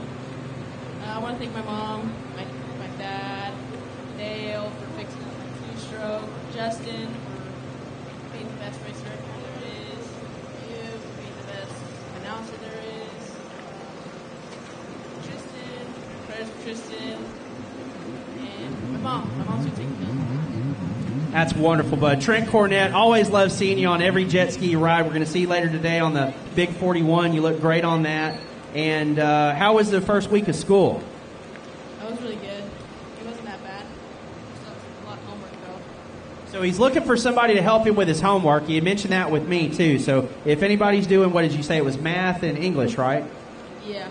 Okay, so we've tried to get him some help since he's winning motos out there with his homework. Trent Cornett, everybody.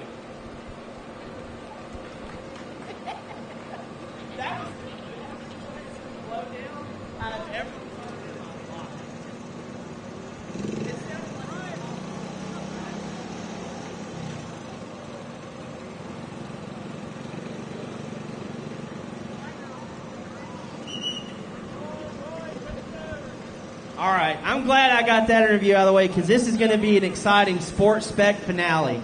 So we've got Moto 1 winner Skinny Latte on the 111. It's her backup boat.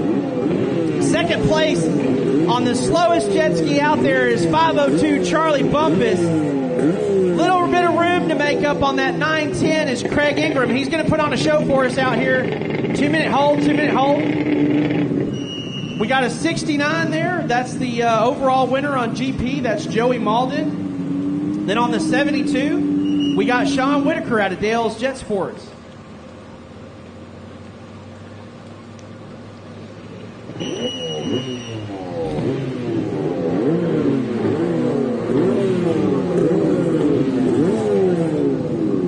So the 2 card is going to check down. We're going to make sure everybody's happy.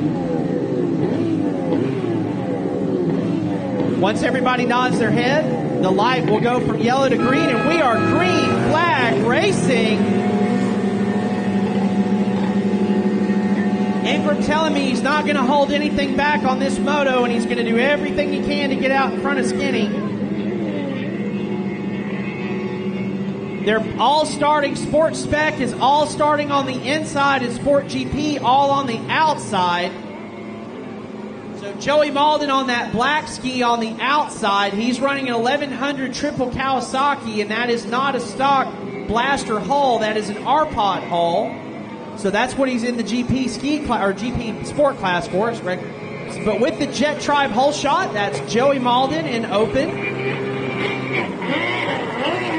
followed by Casey Latte, Skinny Latte, then Craig Ingram.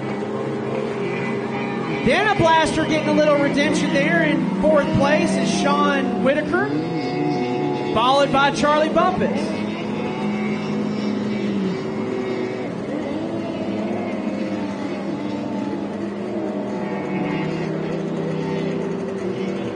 Race number 8, the starting line is yours. So Joey just cruising around out front there. You don't really even hear him on full throttle yet. He gets that boat actually warmed up. This class, there's not anybody that's close to him with that triple. The Kateras have an engine in their blaster that can ride with him. And some former riders that have been here have open skis. Joey's actually GP. They call it GP, but it's really more open. Sport GP more on the pro level tour with the bullet holes and the Hamilton holes and the Australian holes. These are more your rec riders, so affordable stock hull with a slightly modified engine in them. And then of course Sport Spec is the stock class. It's a spec based stock class.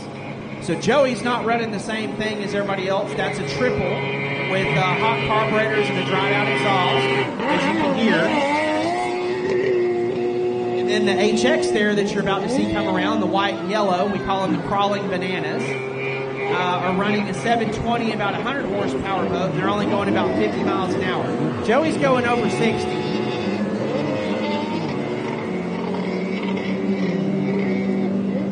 So Ingram in the first moto, just like now, was actually right behind Skinny. He got to a point where he could pass, but he got close to a buoy and missed it. Then did not hit the makeup buoy because it was on the last lap. So they actually had to score him last because he made a mistake on the last lap, putting Charlie Bumpus in second. But now it looks like we've got everybody doing the right way, the right thing. So Charlie Bumpus is now going to move to fourth.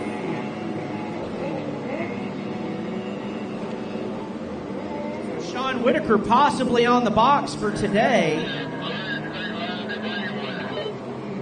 So Ingram did miss a buoy on the Dale's Jet Sport split section. We saw it. And now that's opened up the door, garage door, and car door for Casey Moore.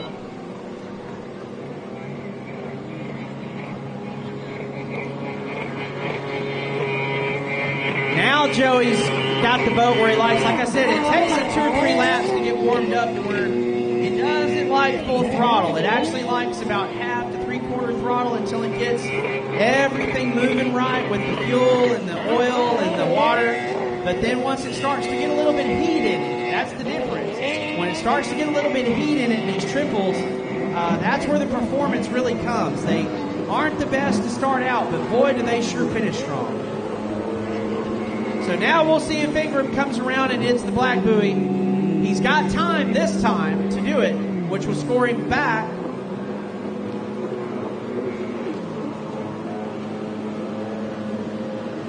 He does not hit it. So I don't know if he just got lost or missed anything. It's not my point to say. He definitely lost time on Skinny, though. Sean not making up any time. They've been working really hard on that wave blaster, trying to get it to 50 miles an hour. And these flat lake conditions are actually a little bit more favorable to the wave blaster, so it's having a better chance.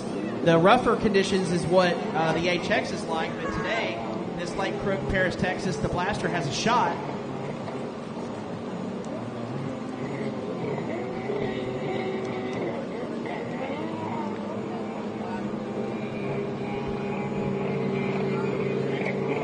Here comes Joey. He's going to take the white flag. He's the only person in his class. TJ not electing to run the second moto. Don't know why. He's standing down the starting line, though.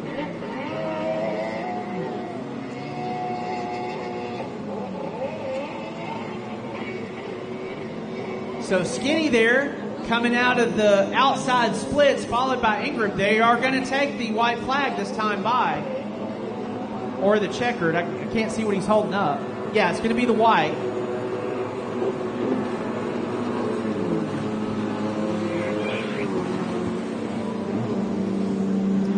So this is the last lap for those two. Ingram going to go for broke and win it or wear it. Casey's going to do everything to not make a mistake and stay out front. That's actually, Casey gets whole shot. She leads races, but her Achilles heel has been either missing buoys or not taking the makeup buoy the proper way, or actually straight lining the course and missing everything. You can't make it up, but we've been talking with her and encouraging her not to make mistakes. She's better than that. She doesn't need to do that. So today is what you're seeing is what we've been talking to her about, putting a whole day together. It's going to produce a championship for her. So now Ingram's right there on her back bumper. And Ingram, no stranger to jet ski racing. So they're right there together, folks. You can see the spray being shared. Casey's going to take the outside like she's been doing all day long. Ingram going to go to the inside, trying to throw one last haymaker at Skinny. Hits that buoy good. Now comes to the second, takes it wide. He's going to have to put together the best two turns of the day to get her. She's already on the front stretch. Here they come. Neck and neck, but it's going to be Casey Skinny Latte Moore with the lead in the win. Craig Ingram finishes second. They were right there together the whole time.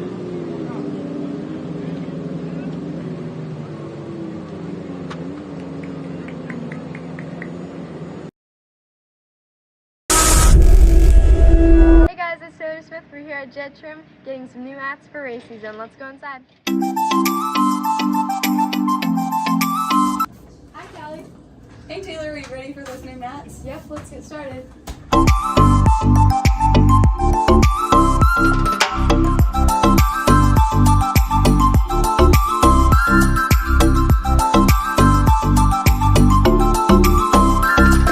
Performance there. Usually the blasters don't have a chance against the HXs. Yes, sir. I look at you. My radio.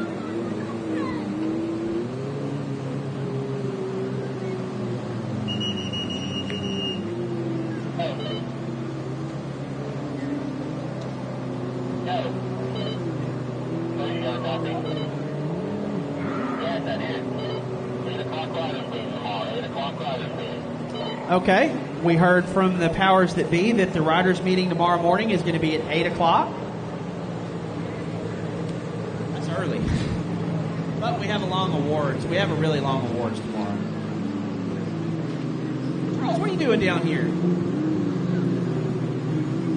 Okay. Downtime.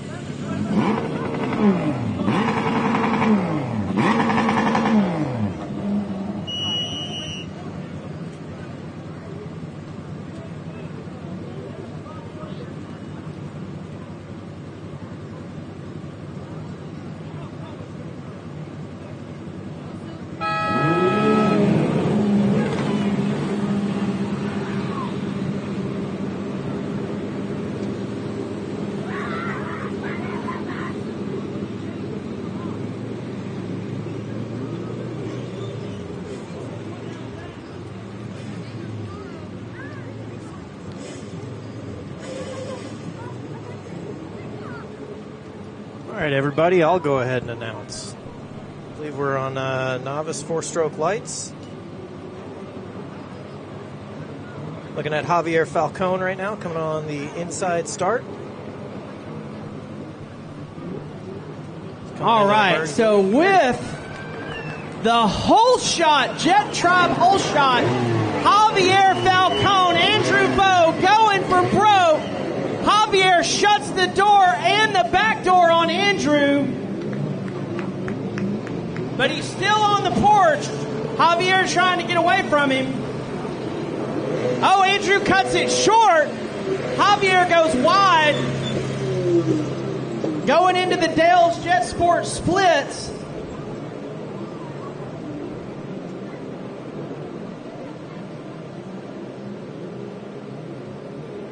You can throw a rag on the top three. So Javier going to the inside, Bo going to the outside. They merge.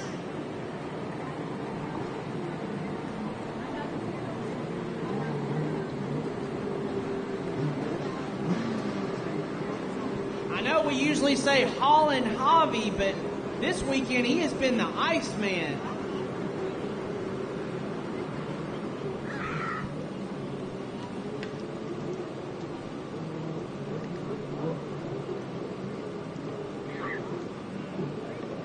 So Bo there taking a dig.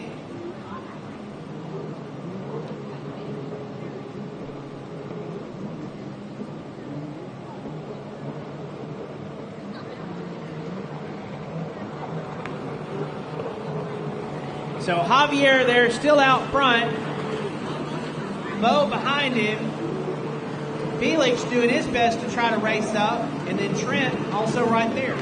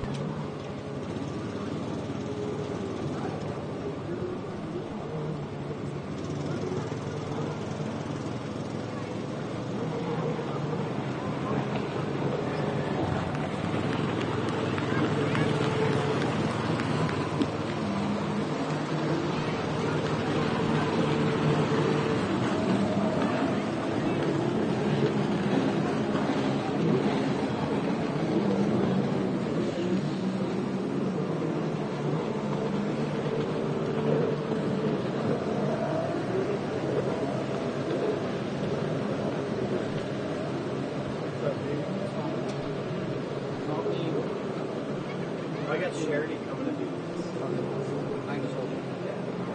Charity's. Unless you like. I just want to make sure you had some. Yeah, Charity. If you didn't have any around, I could do it. I know how to work in here. Once it's running, you just move in, zoom in, zoom out. This is probably one of the tougher places, just because every now and then it'll focus on the trees, and you have to like. You have to zoom out. Sometimes it won't refocus. You have to like zoom out. But yeah, Charity should be coming over.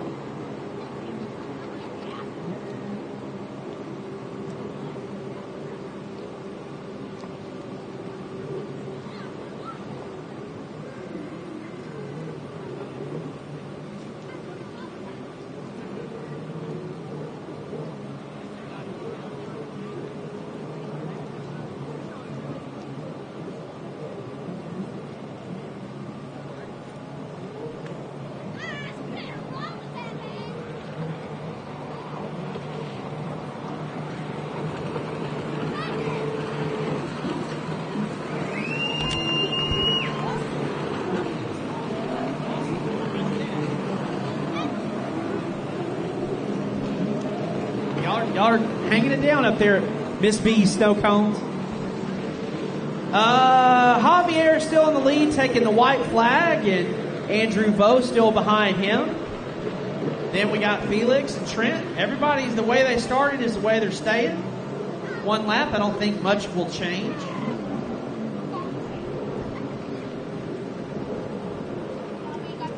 Want to thank the city of Paris, Texas, and Lake Crook for hosting this weekend's event. That's pineapple.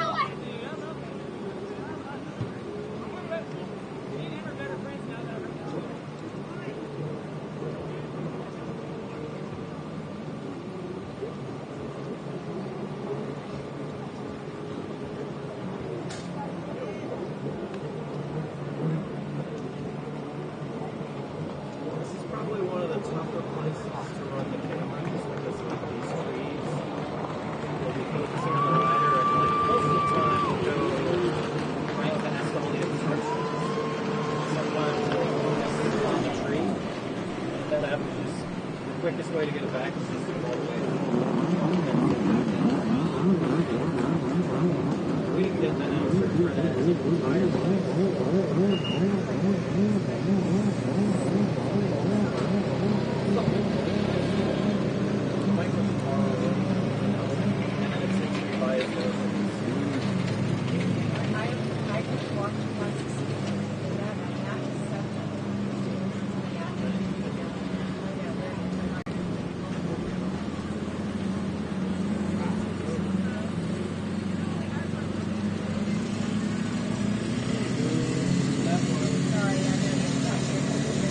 Come down off that sport spec moto. Now we're at race 9. This one I miscalled a while ago. All right, on the 29 out of Rockwall, Texas, Bell Helmets, 100% rain cross storage, Megan Burns. On the 86 out of Garland, Texas, Tyler Henderson. Where's he at? Yeah, but like the boat was just. There he is. And then on the 89 out of Piola. Of Commander Industries. Just want to go over what comes with your Commander GP1 hull kit. The hulls will come to you with your nose and wings already mounted on your ski, all your hardware with your bushings and everything all put in place. Your handle pole bracket will already be drilled for installing it. Your hood has its vents put in. It has the hood seals are already installed. It's basically aligned and ready to go. Your rear sponsons are installed and sealed in place. All of the holes are drilled and tapped for your ride plate, your intake grate. All your fittings are put in place as far as your pump shoe, your pump plate, your water lines, steering cable bracket. All that's already pre-done for you, so you don't have to do any of those things once you receive it. Your bulkhead bearing carrier is drilled, tapped, and positioned and aligned for drive shaft alignment.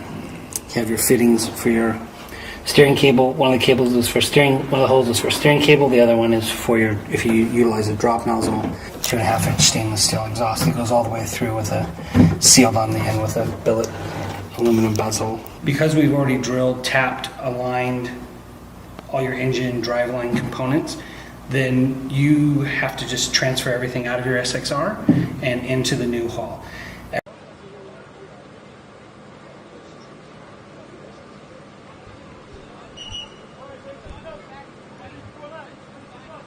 I'm ready. Are you ready? All right, Charles is back up there. That Super Jet with the Butch's Jet Ski Shop wrap on it, amazing. It's got to be a LG1.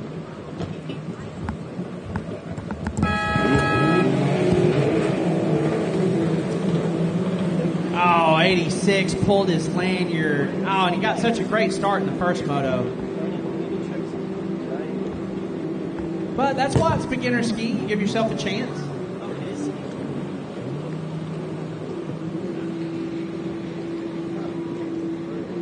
What I love to see out of this scenario is Megan Burns' dad still on the starting line down here watching her. He's going to give her hand signals as she goes by, let her know, what she's doing. It's what my brother and I used to do. Love seeing it. Megan been a part of Race of the Day a few times with us this season. We do have a rider down, but I think they got back up. So with that Jet Tribe hole shot, we're going to look at boat number 96 once again, followed by 111, Jackson Yostin. And then there's Miss Megan Burns in third. She won't end up there, I promise you. She's a racer.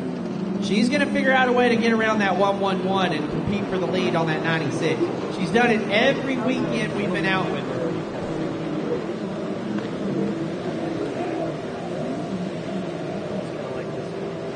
If you get a chance to do the snow cones today or tomorrow, the pineapple one is delicious.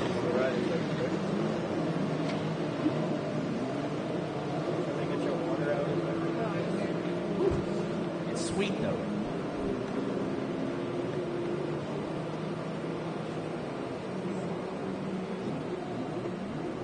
'96 is Scott Johnson. So we do have a rider down in the Dale's Jet Sports Splits. Back up underway, though, retains his position on the lead lap.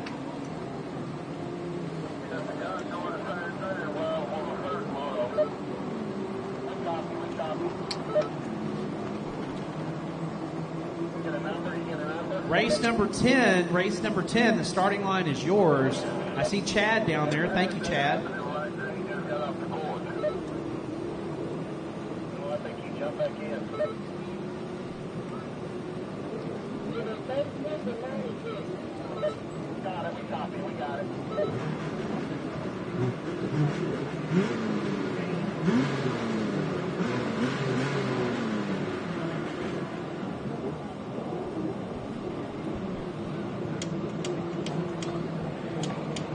So we got 96 up front. No, that's now Johnston. Johnston now inherits the lead.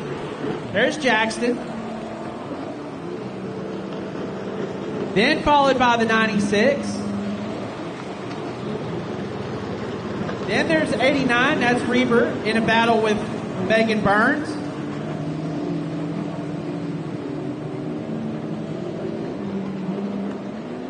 Megan, a smart racer, even young. She's dived into the inside of 89's wake there, using his inside wake as a berm. We got a rider down in the horseshoe. Looks like 86. Then we got a rider down on the outside of the horseshoe. It's Burns again.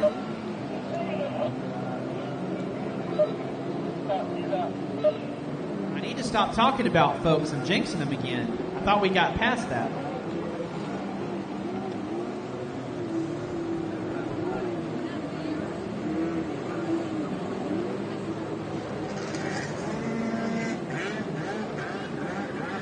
So by the sounds of all the whining, the vintage class is up next.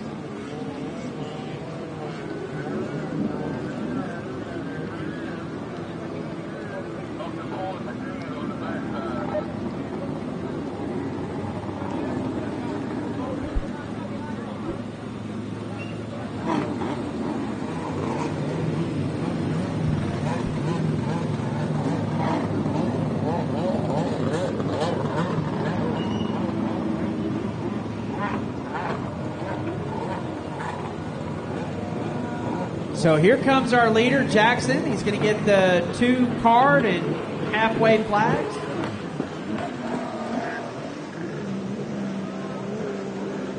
Jackson eligible to be in the beginner class, but really should be running in the novice 4-stroke lights. I believe that's the class that he switched to later today. That's most likely we'll see him next year.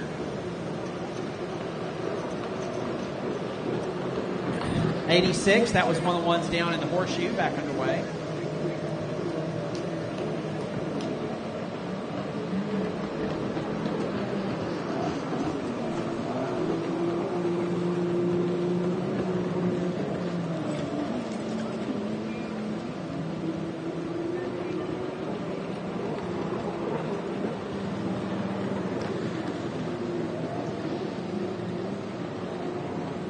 there's 96. He had a great start, but then here he comes pulling back in. So I don't know if tuning issue with his ski or what.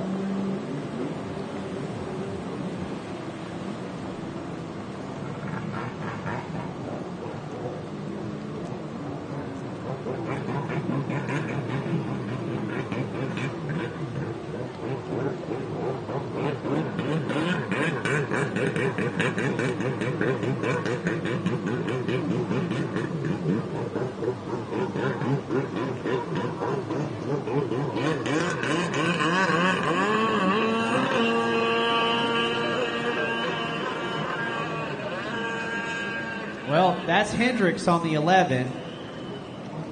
Was on the 11. Now he's off.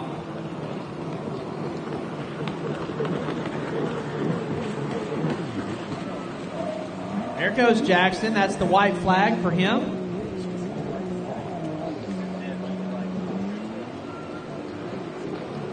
Followed by Reber there.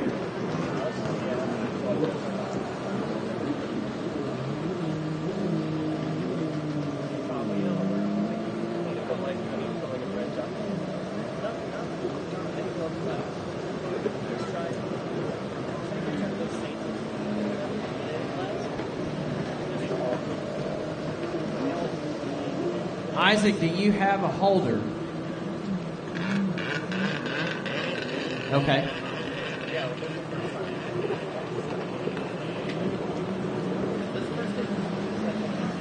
Megan looking a little frustrated. It's okay.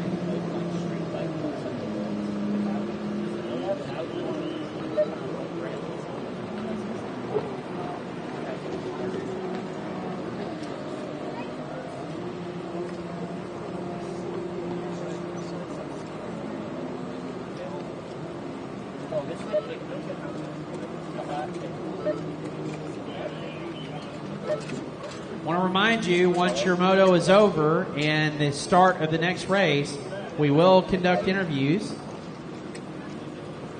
I know you're not big on talking on the microphone, but that's a part of the production that we tell our sponsors that we will have the riders on camera face to face, not just their skis. So, please come up and participate in interviews.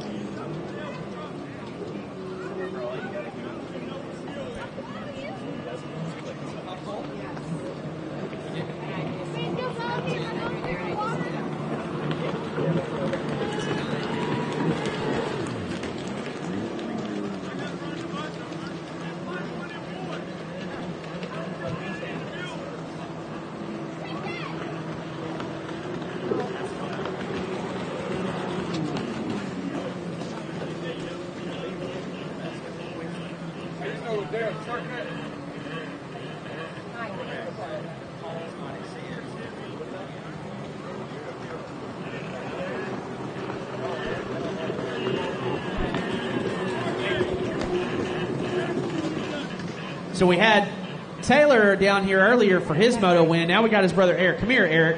I discreet with Dad. I'm sorry. I always mess out either wife, mom. You look so young and you're so skinny. I told Adrian a while ago, you look like a young Clint Eastwood. The way your body English and everything is, that's a compliment and a half. It is. You're tall too. So we're talking to Eric Greenwald. Tell us where you're from, how you got here, who got you here, and how you're getting home.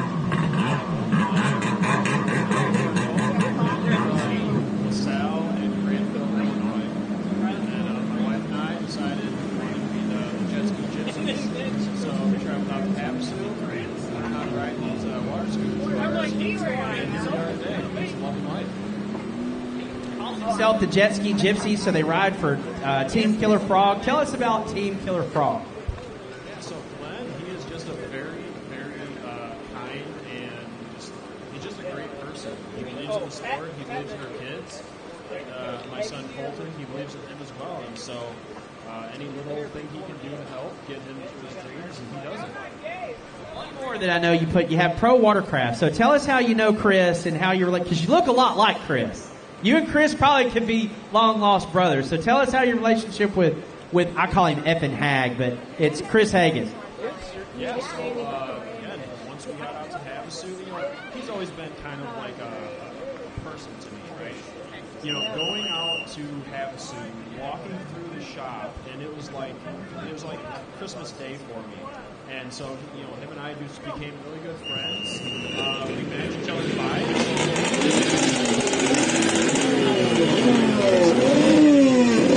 They surrounded themselves with the best in the sport. They bring their whole family out here. They're a wonder to watch. Eric Grunwald, everybody. All right, vintage everything. 550, 650, X2,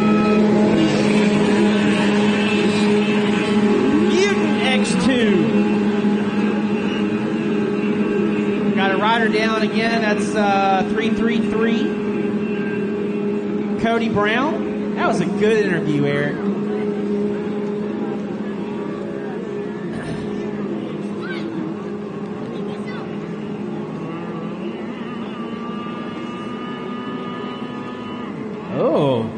So we got, that's the Katera boat out front, but I don't know if he's riding. It looks like Hendrick Smith on it to me.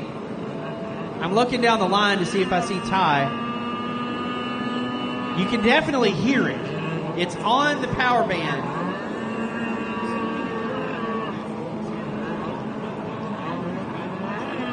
Here he comes, whole shot.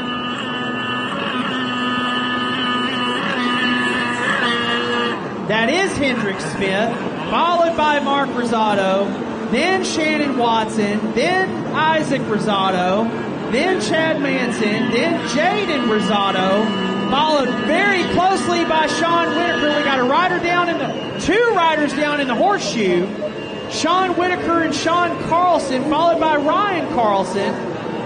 So that's Rosado down and Manson down. So Hendrick Smith now way in the lead. Oh, he's even riding on his knees. Ooh. But he's faster.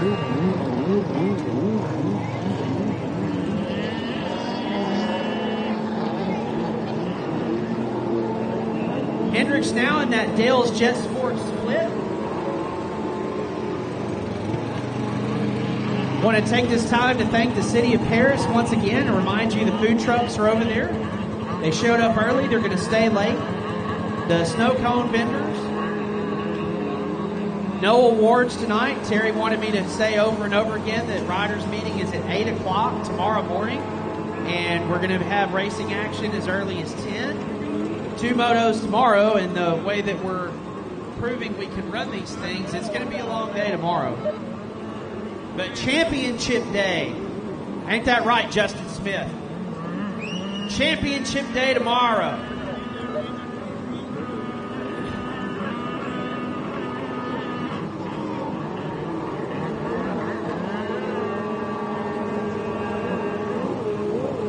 So Hendrick Smith inheriting a real big lead after that Rosado and Manson spill. He's on that Katera ski. We used to call it the alien ski, but they repainted it. Now it's solid white. But meanwhile, Shannon Watson passing for the lead.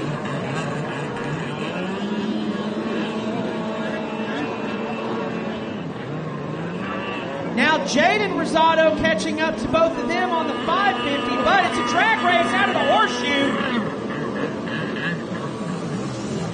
Hendrick's giving the spot. Shannon going really, really wide. So now Hendrick's going to let Shannon by, it looks like to me.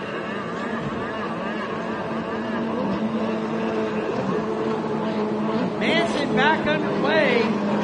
Carlson still in the mix with Carlson and Whitaker. Now Rosado. I believe he's coming to...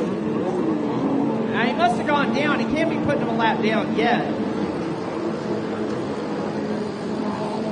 Smith on the 333. Where's the 5 of Rosado? Oh, he's on the starting line. Coming out of the Dale's Jet Sport splits, you can smell the two-stroke oil off these 550s. Smells like Maxima. mixed with clots. I smell no Bel-Ray. That's what I used to run, Bel-Ray.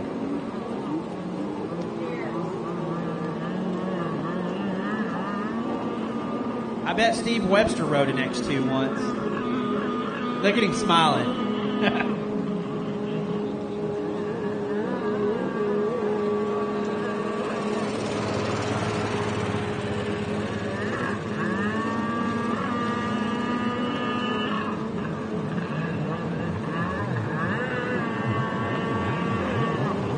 Steve Webster standing down here on the starting line with his straw Panama hat. First time I ever got a chance to meet him. I ordered a part from Arizona Jet Skier, and I transposed my numbers wrong on my credit card. And he actually called me, told me he wanted me to get the part, but I needed to fix some things on my order.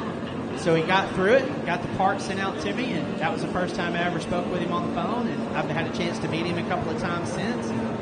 Went from Arizona Jet Skier to Commander. And, I don't know what Commander parts I have. I probably have a head somewhere.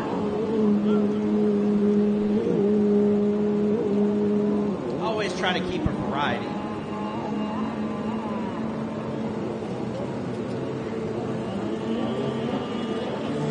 So racing action everywhere. I believe the leaders are on the backstretch. No, they're going through the Dale split. So Hendricks let Shannon go by and has now passed him again. Rosado on the 550 trying to catch up to Shannon. When I say Shannon, that's Shannon Watson. Then the battle in the back there, Sean Whitaker finally getting in front of Sean Carlson. Carlson's boat dies. We've got a rider down on the outside of the horseshoe. His brother Ryan goes around him. And then Smith is coming through the horseshoe. He'll see it. Carlson gets back underway. Where'd my shade go?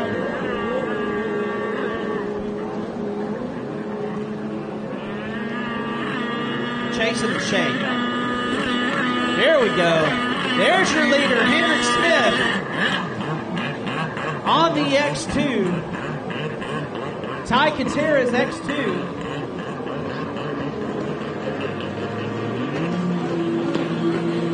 Shannon Watson, man, putting on a great second half of the season. I do believe Shannon will end up being your overall series champ. Josh Bro not being here.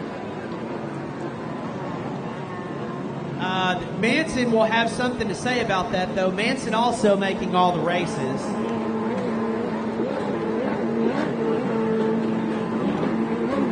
There's Charles. There's Chad there. So be interesting to see how all the math adds up between those two. Josh Bro not able to be here. Josh had surgery last week. So he and I have been talking on the phone a bunch.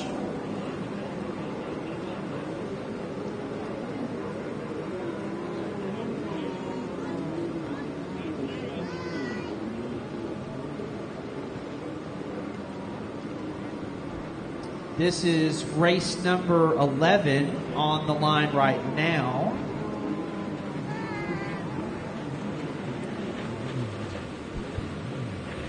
So I'd say we have a little over an hour of action left.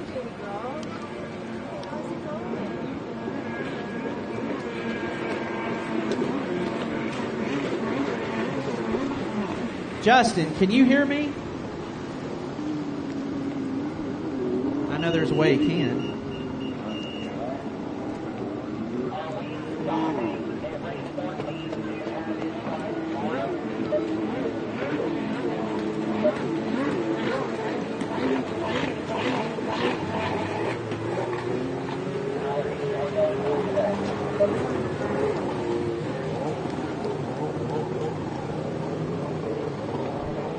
All right, excellent racing from our vintage ski racers. Excellent racing all over the course. It's a miracle these skis even still exist. They're not at the bottom of a of a trash heap and in a metal scrap pile. And by saying that, a lot of the parts that you find for these things, come off of eBay and Craigslist, and people that keep things in storage for a long time.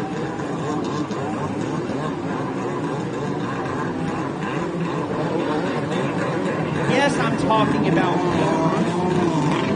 I don't hoard my jet ski parts. I have intentions for them. And I don't have 50 cats.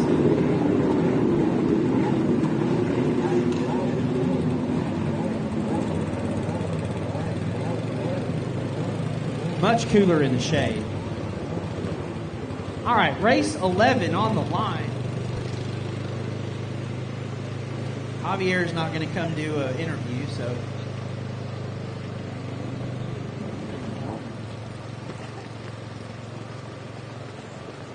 Gary, I see him running. Do you need a hold, buddy?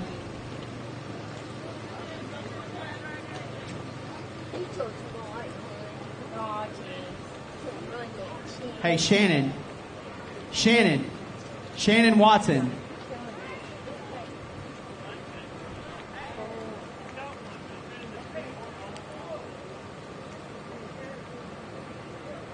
I can't look down when I swim.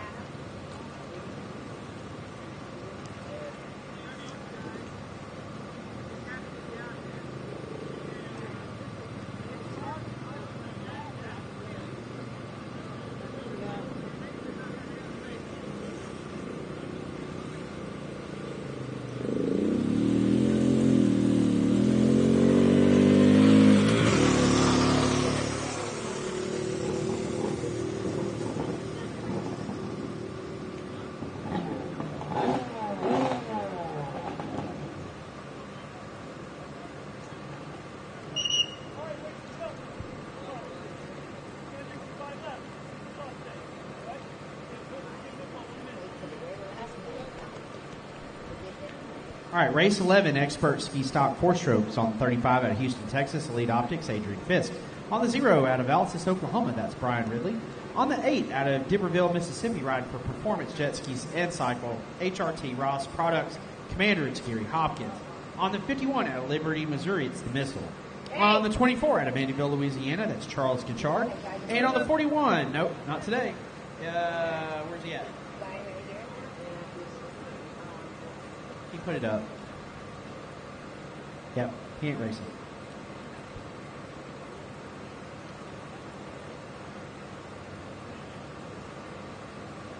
Said race 11.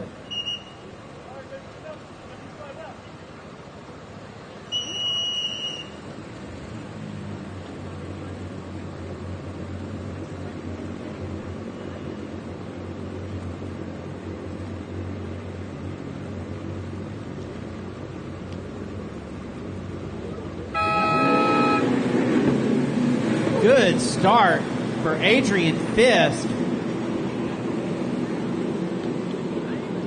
I talked a little bit of smack on him last moto.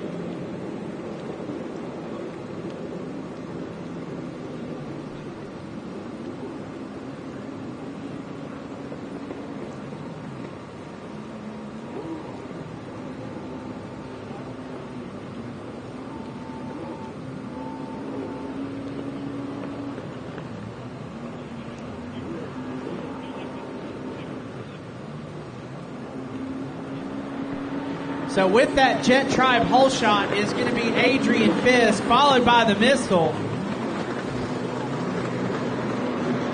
Then Ridley, then Hopkins, then Charles. And we don't have Trent out there this time.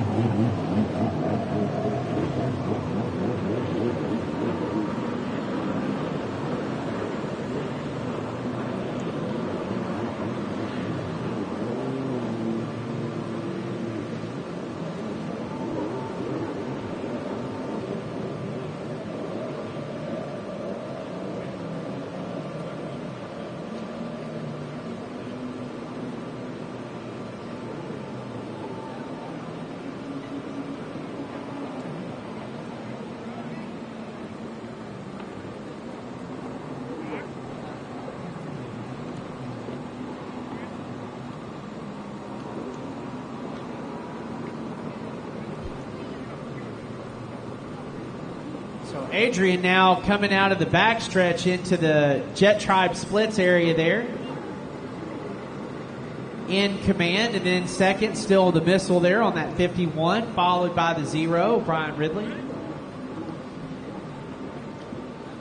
I guess Don Cope had to work this weekend. Maybe see him tomorrow.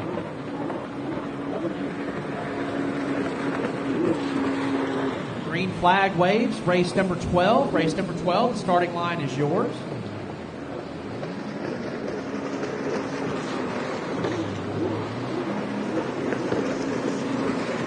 Got 3 motos to go, 12, 13, 14, and 15. That's 4.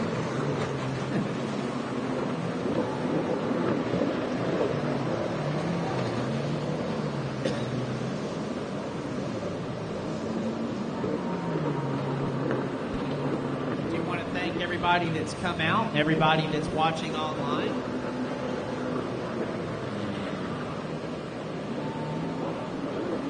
Let's see, I got maybe it will bring it up. Silence the.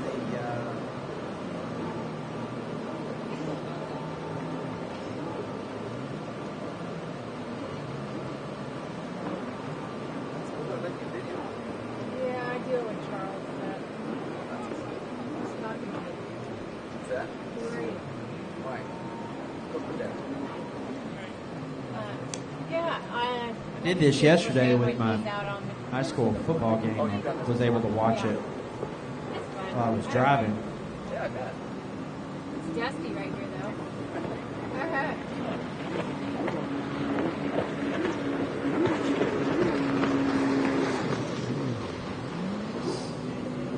Okay, so there it is. Got it up. And it's live.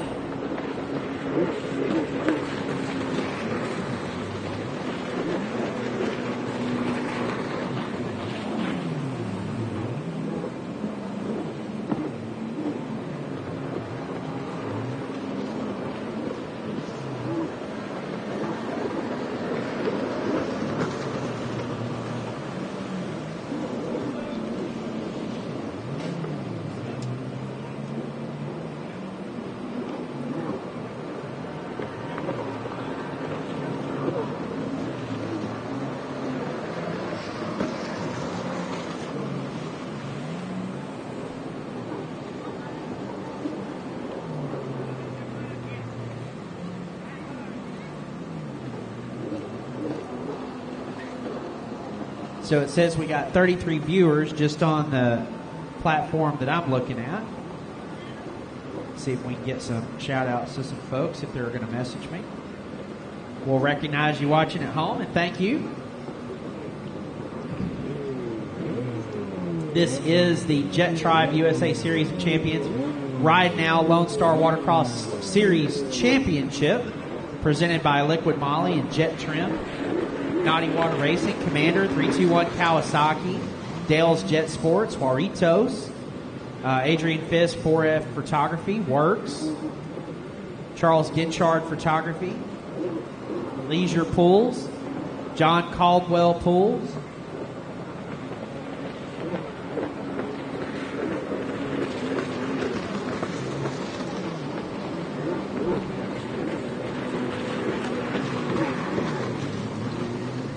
Scott Tillery says we're doing good stuff. Hello, Scott.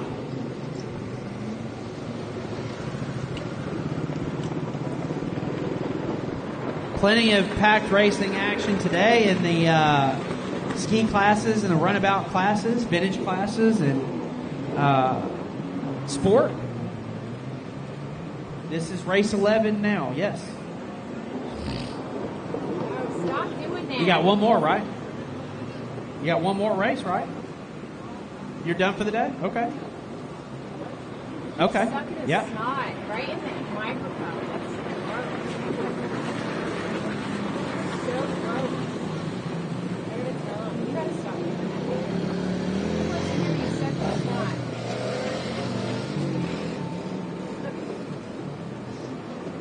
So there's Charles out there on that new 24 pretty sure I know where that boat came from. It was on the San Antonio Craigslist or Facebook there, and then I believe somebody in Houston bought it. Now it ended up in Charles's hands. There's Adrian doing his little shimmy and shake celebration in the tray. I think it's a kind of a makeshift between Deion Sanders' Prime Time and what's his name? Odell Beckham Jr.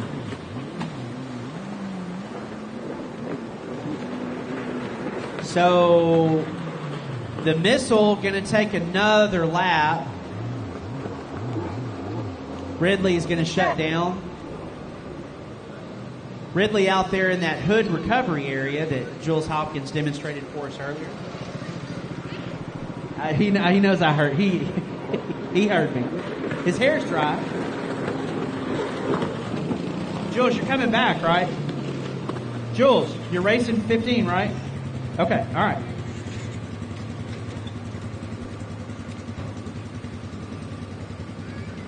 Jules no stranger to hood recovering. He was in a race one time, I believe it was in Orange. I can't remember if somebody lost the hood. And he put in a lot of effort. It wasn't his hood that time, it was a different guy's hood. A lot of effort into getting it.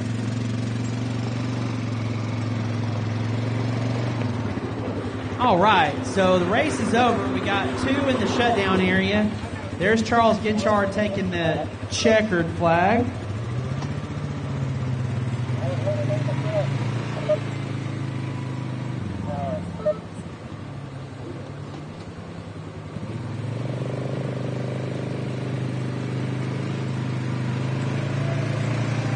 Whoa, whoa, whoa, Charles, stop.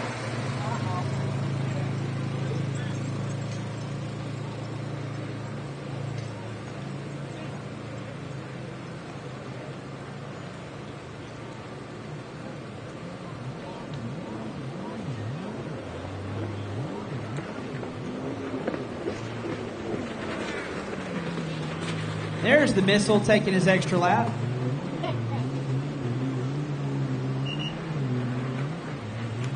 All right, now everybody can roll through.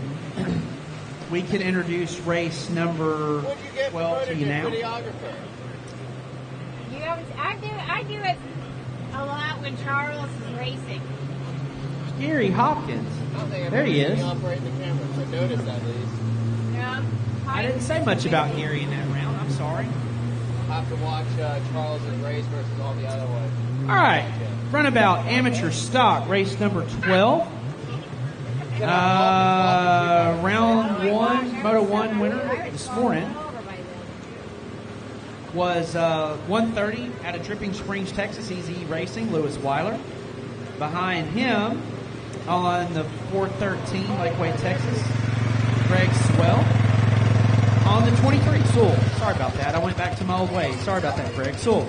On the 23, out of Kima, Texas, James House. And on the 24, out of Lago Vista, Texas, Race Lab Technologies, it's Kyle Robinson.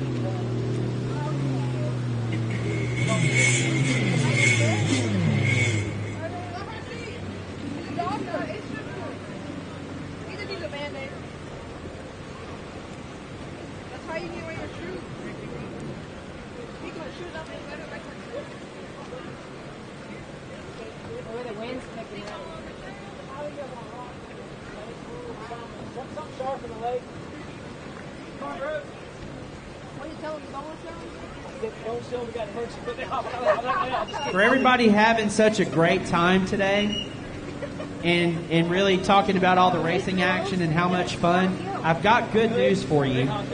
We get to do it all again tomorrow.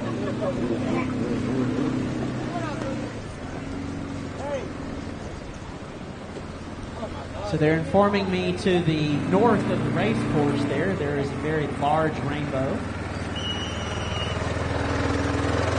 So it's kind of ending over there at Lake Crook. So we're at the end of the rainbow, the pot of gold there. Appreciate it, fellas. Ladies and gentlemen, thank y'all. All right. Lewis and Brianna Weiler both just excellent at starts. The wind is picking up. This black cloud that's now starting to form over the race course has brought a wind with it. So now we actually get to see a little bit rougher, choppy conditions. Weiler on the outside, House on the inside. The Jet Tribe hole shot will go to Lewis Weiler. That's why I do overkill with these buckets.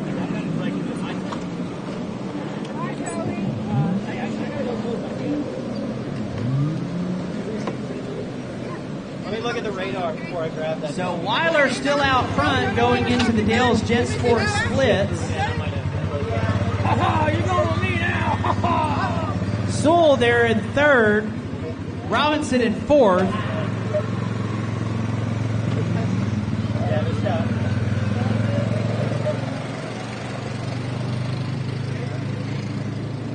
So House now talked to him over the break, asked him about his spots and said everything was fine. It was on him where his rider position was for the ski to do that. So making no adjustments, said he would do some adjustments on himself, which he's done.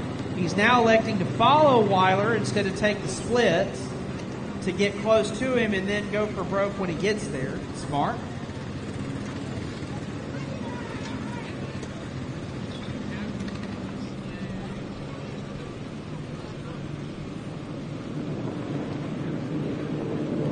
Here he comes, Lewis Weiler on the 130. Followed by James House.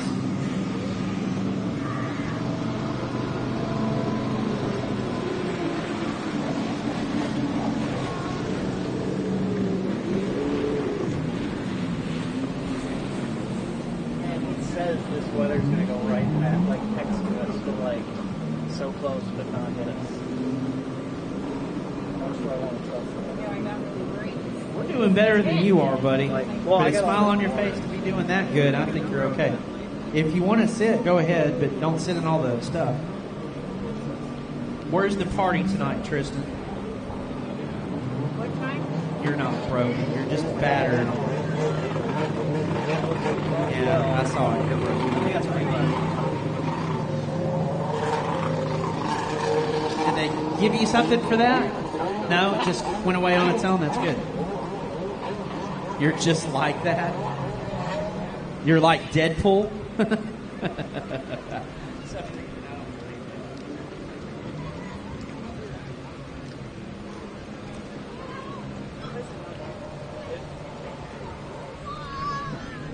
you have tea taken out before you got braces to make sure you anything? No. Woo!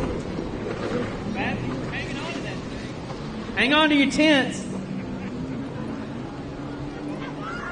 Hold on. I was trying not to forward.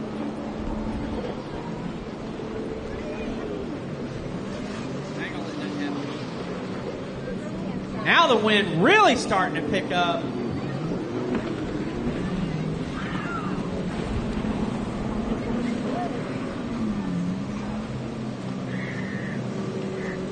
Yeah. 12. 13 to the line.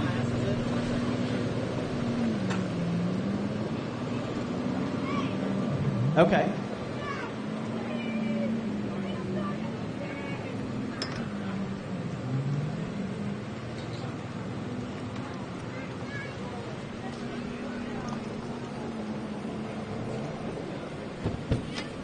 They're telling me that this race for Moto 1, they made some mistakes, and they're going to repost it with the corrections. You can't do anything, but you can look at the birds out there on the backstretch fishing.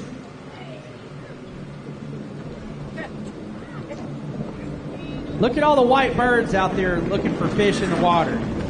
All right.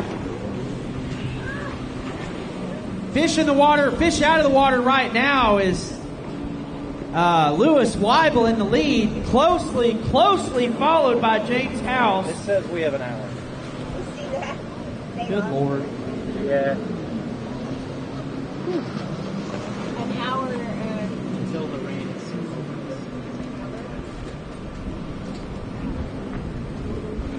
but you can tell, like, the exposure drops. So like, dries and does pretty well, but the camera says you gotta change something. So, like, that's usually how I can be like, hey, here's what All right. my settings are different. Like I said, this little black cloud that's come over us here has brought a good amount of wind with it.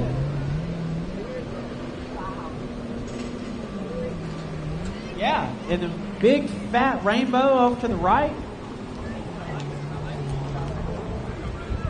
Where? Oh, it was over there.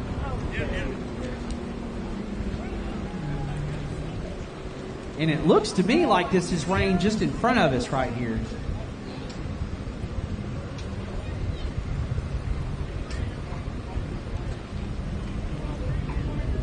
Looks to me like that's rain falling from the back of that black cloud just above the tree line there.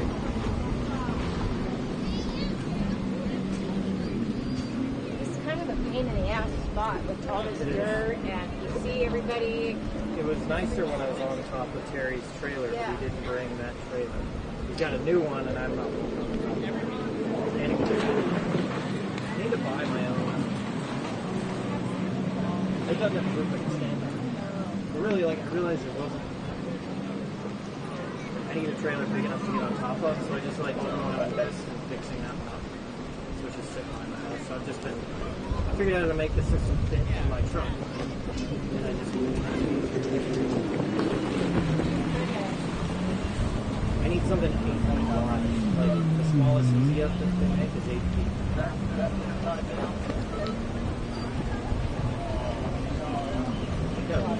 Mary doesn't tie down a single tent, just like you've ever heard. Dale's tent right there. Or Bill's tent doesn't tie down. It's like.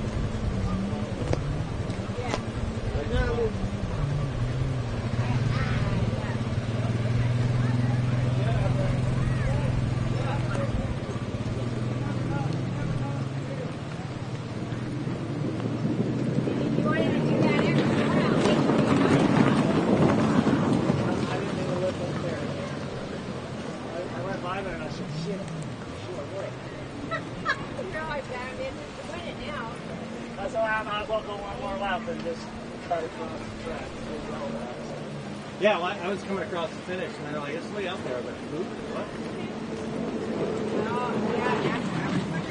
Well, I think I knew I made one more lap, but like I said, I didn't want to turn around and do the track as well there. Stay back here during the talk. This one. Yeah, have whatever you want.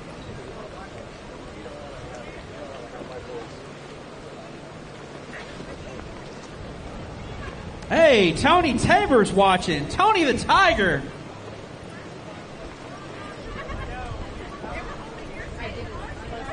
All right.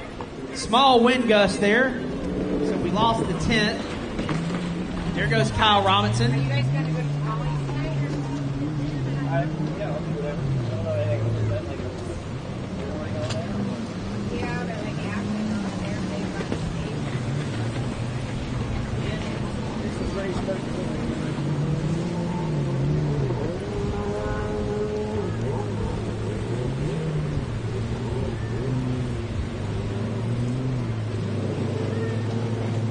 We're on 13 and we got 15.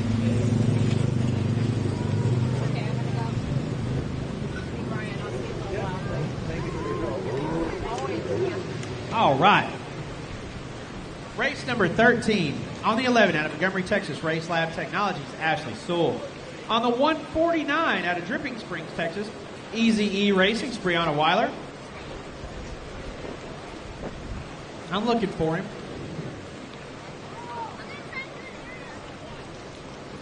Where's he at?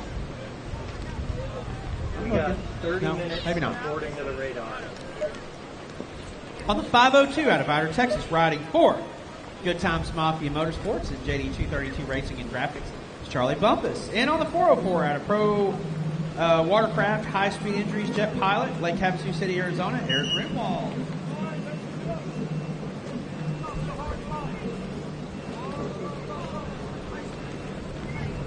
Never fails in Paris, Texas. One of these little wind gusts come through and just turn the lake into a whole different animal.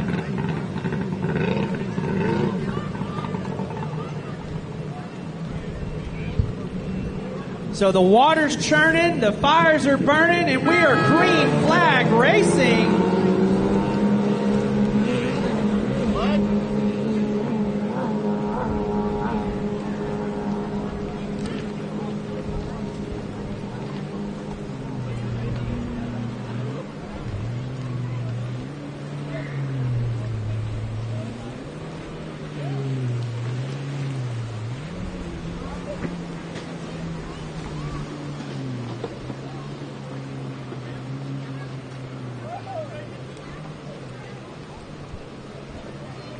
So around and round the course they go. Who gets the hole shot? We are about to know.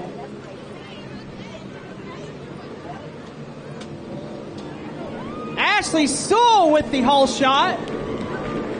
Jet Tribe hole shot goes to Ashley Sewell, followed by Brianna Weiler, then Eric Grinwald, and Charlie Bumpish. You could throw a thread over the top four. Ashley shaking her head on the start, but her boat seems to handle the rough water a little bit better than Brianna's.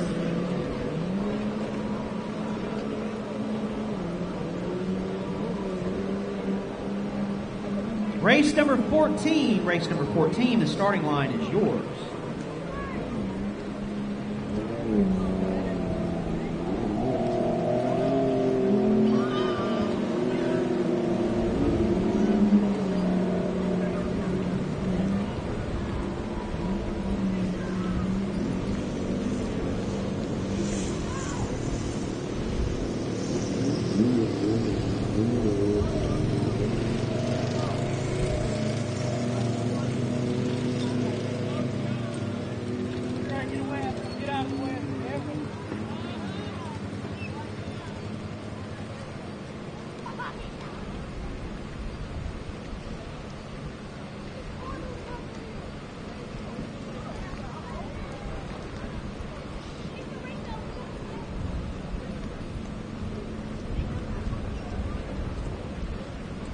Ashley now still in the lead. Wind in her hair, blonde wig a-flying.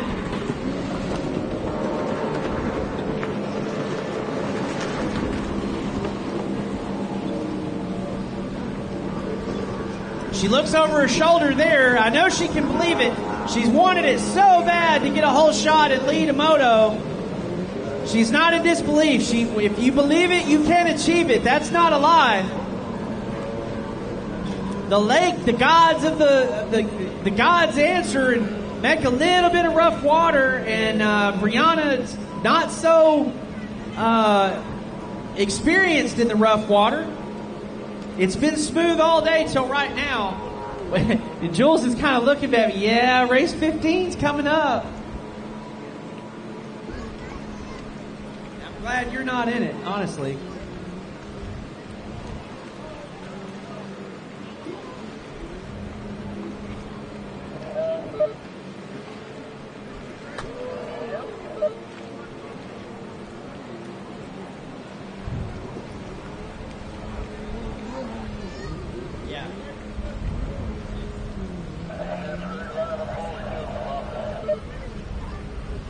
Uh-oh. Okay, never mind.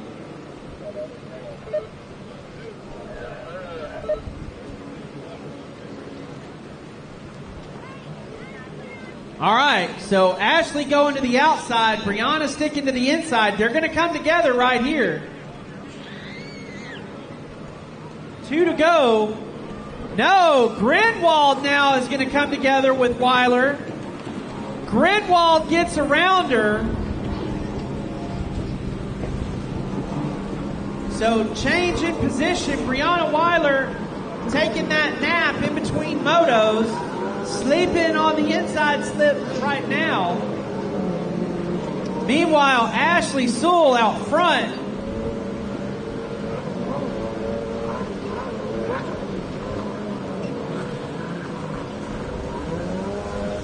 Where's Whitaker at? Whitaker needs to have the bottle of champagne ready.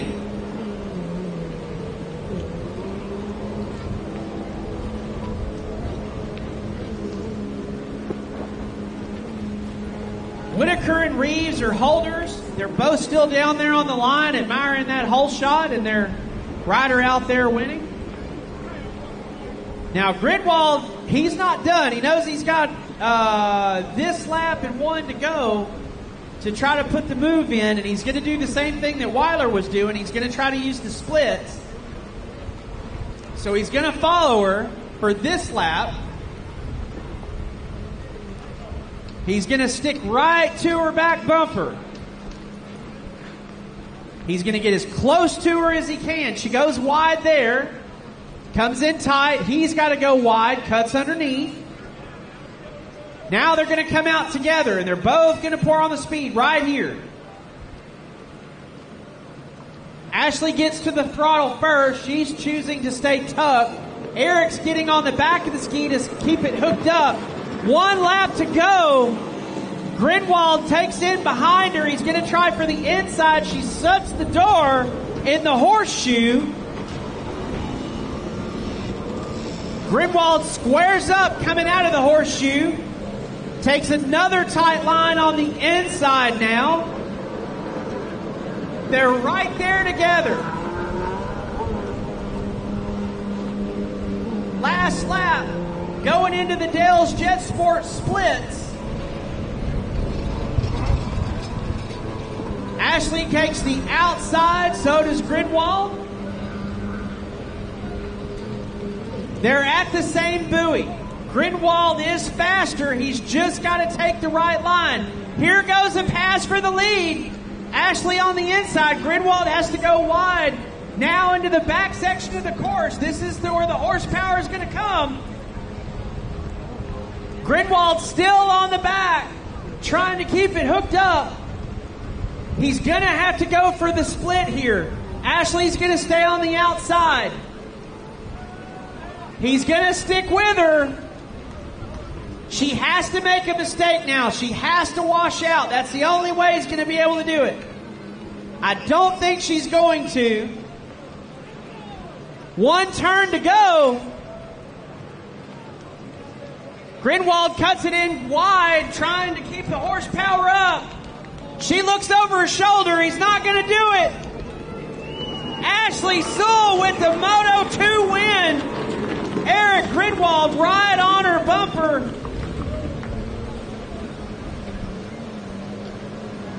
Brianna Weiler just sitting back and watching that.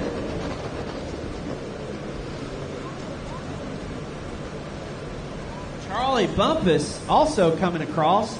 2 to go. Tony Tabor.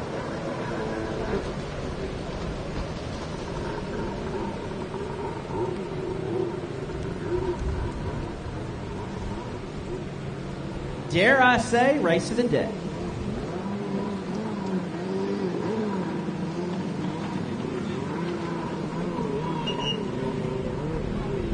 That was really good.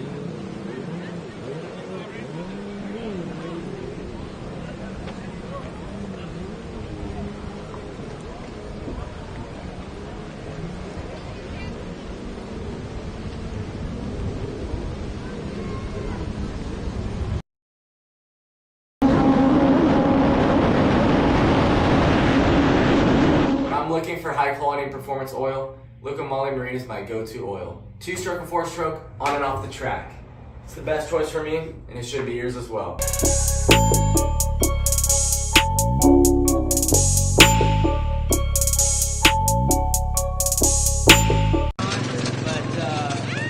Cannot say enough good things about these EX boats. Last year and this year, watching them run with Cooper Caldwell and the Grinwalds are only on one boat. They got 2, but they raced this one and the other one's for sale. Charles Stackhouse going to be in this one next year. Cooper Caldwell's going to be back on his.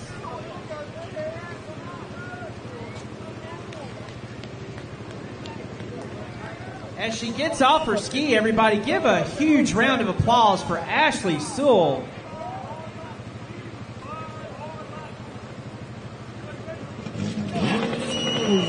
All right.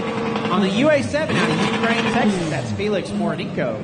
On the 279 out of Lake Havasu City, Arizona, riding for Killer Frog, Pro Watercraft, Jet Pilot, High Speeds, Colt Grimwald. On the 405 out of Oklahoma City, Oklahoma, riding for 405 Motorsports, Wambleton's Customs, Thrust Innovations, VP Fuels, Ems Oil, and Smith Racing. It's Christian Bain. 106 is Javier Falcone out of Quinlan, Texas. On the 160, Andrew Bowe out of Sulphur Springs. And on the 627, is he on the 627? Yep. It's Trent Cornett, riding for Big Fish Bail Bonds and Naughty Water Racing, Dad at Smith Racing.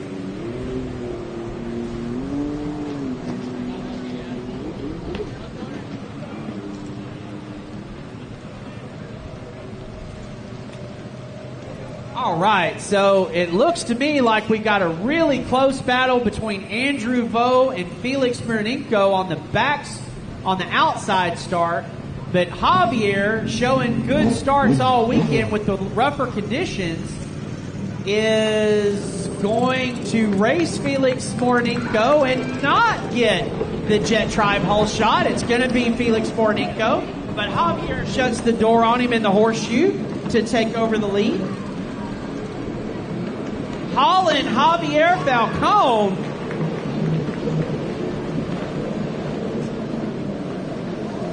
Andrew Bowe also getting around Felix. Trent Cornett.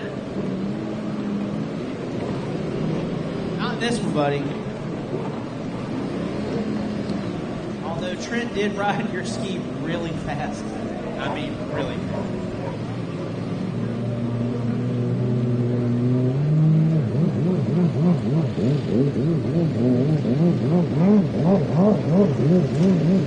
All right, race number 15, Ski GP. So now it sounds like we got Andrew Bowe. He is right there with Javier Falcone.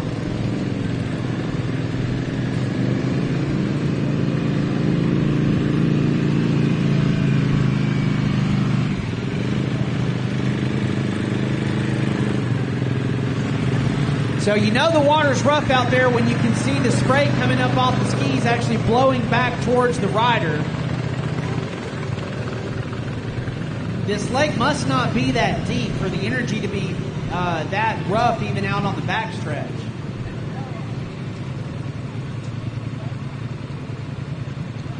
So Javier Falcone in the lead is going to take the green flag, followed by Andrew Bowe.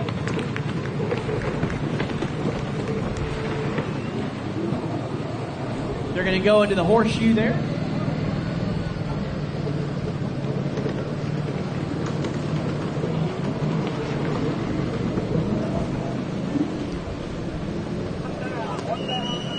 Oh, we got a rider down. And it's Andrew Bowe in the horseshoe.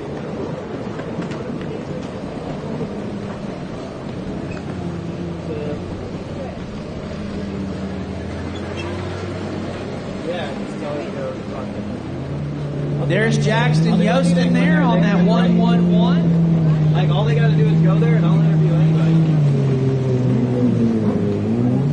So they got Andrew back to his boat. There's Eric Greenwald there on that 8. I'm not Eric Colton.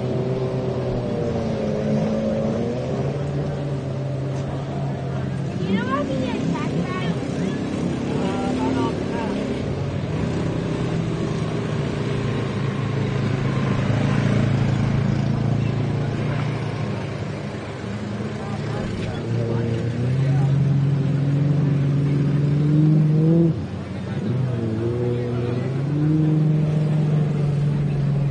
So now Javier's out there by himself.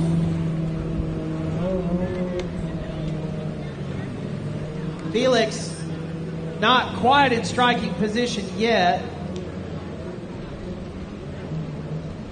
You would think with the sun not being out it would be easier to see him, but there's so much spray coming off of him now it's more difficult.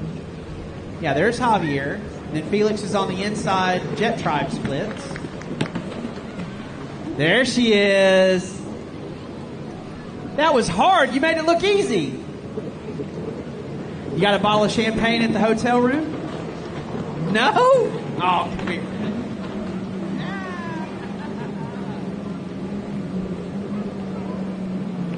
Are you ready? Charles isn't ready yet. Announce the race. I'm ready announcing the race. They do her after the race. He's the producer. So here comes Jackson Yostin. Then there's Andrew. He's back underway. Oh, they got a drone out there. So there's Christian Bain and Colton Grinwald. They're in a battle for position. Javier now way out front, and I see Felix and Trent. Trent's gotten around Felix. So now they're going to go on the backstretch here.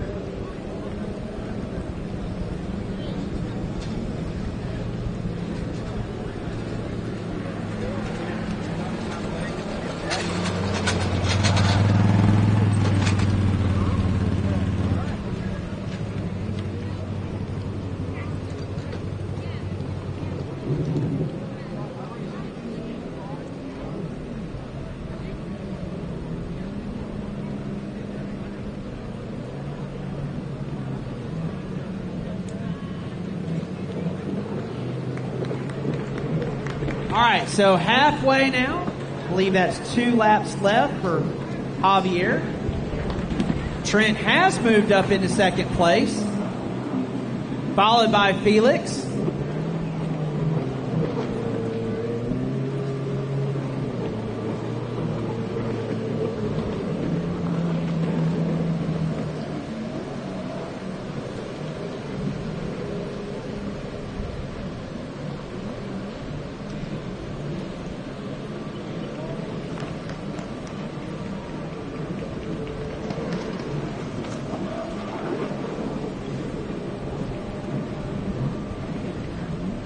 Andrew back underway there in the horseshoe where he went down. But like I said, water conditions a lot different when this wind comes in.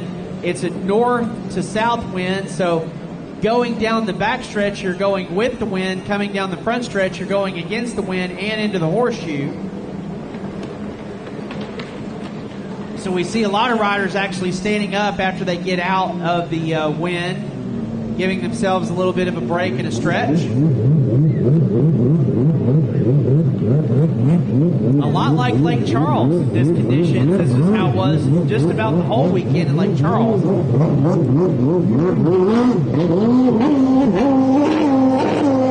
Paris, Texas always throwing surprises at these racers.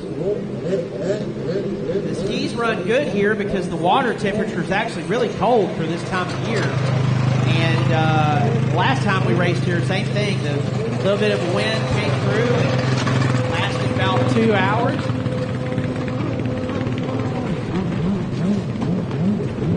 So Trent's actually racing up to Javier. They're just a buoy apart. 1 lap to go this time. Justin holding out that white flag.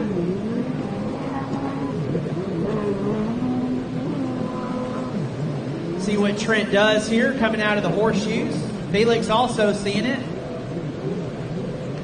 Javier moving further back on his ski.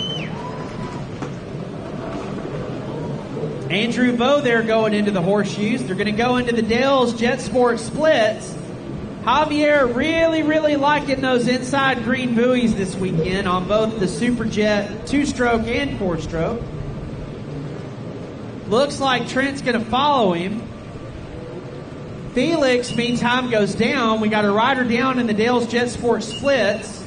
It's Felix Mironinko. See that green helmet? Looks like his skis turned upside down, too.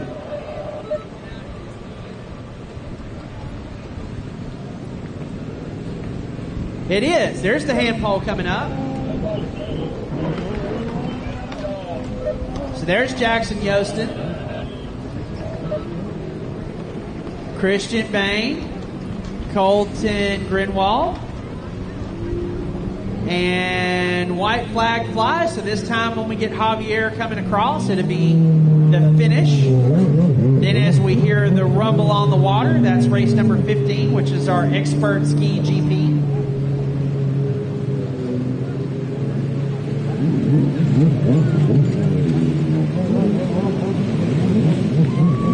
Javier Falcon with the victory, followed by Trent Cornett. All right, go. Then Jules Hop. No, that's a different class. Go. Okay. So it's not her first win, but it's the first one in a while. She's wearing a brand new wetsuit, moto finish. Ashley Sewell, tell us what you were going through out there, through your mind, through your thoughts, through your heart. The adrenaline was pumping. I was just trying to hold on. I almost made an oopsie out there and saw it just in time. Kept looking behind me, and Eric was right on my tail, so I knew I had no room to make any errors. But I love racing with Eric. It's one of my favorite competitors.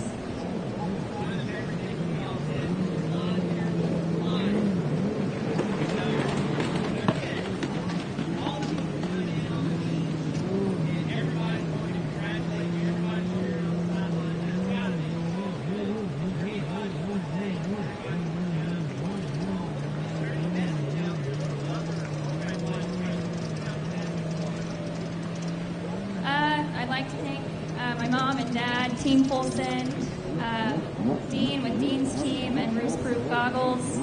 As far as other Rec Lights racers, definitely we could use some more Rec Lights racers or 1100 stock racers out on the line here in Texas. So any of the other series, come on out. That's how you get it done right there, folks. Ashley Sewell. Go celebrate. Champagne of flying.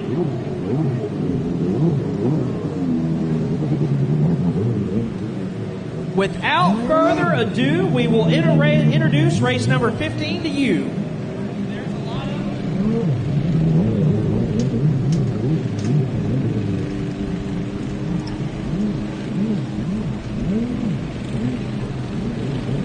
All right, we're going to go from the bottom to the top, and I'll do my best to say it. Jillian Bumere. Is that right, Charles? No. Just say Juju. Just say Juju. Juju. Okay, that's easy. Why didn't you say that the first time? On the 210 out of Lake Havasu City, Arizona, Juju. All right, much easier. On the 186 out of Lavernia, Texas, it's Mason Katera. On the 85 out of Mississippi, riding for Performance Jet Ski and Cycle, Commander Industries, HRT and Ross Products, it's Jules Hopkins. On the 410 out of Sulphur Springs, Texas, it's Brian Snyder.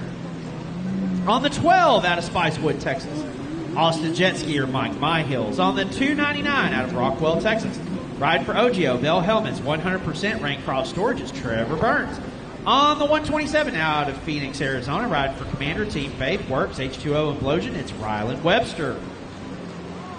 On the 28, your Moto 1 winner out of Hesperia, California, it's Cooper Shake Snyder. On the 413 out of Strasburg, Colorado, it is Brian Snyder II. On the 104 out of Austin, Texas, it's Tim McGee. And on the 17, that's that gray boat, out of Norman, Oklahoma, it's Craig Fain. Premier Racing Class, Ski GP. We've combined all the fast guys and expert, pro, veterans. So it's our premier class. We got a great battle between Cooper Shake Snyder and Ryland Webster and Jules Hopkins in Moto 1.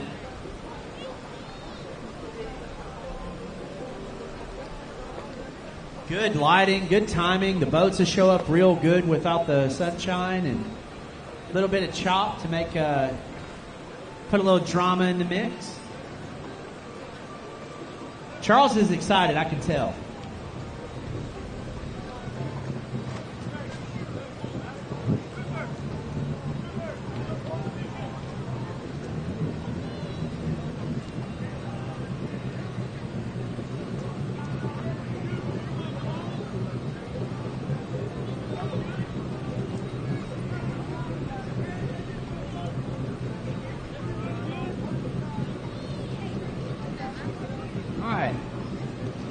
If you're not on the starting line, if you're not around the water, you want to give a listen. This is the best found in motorsports.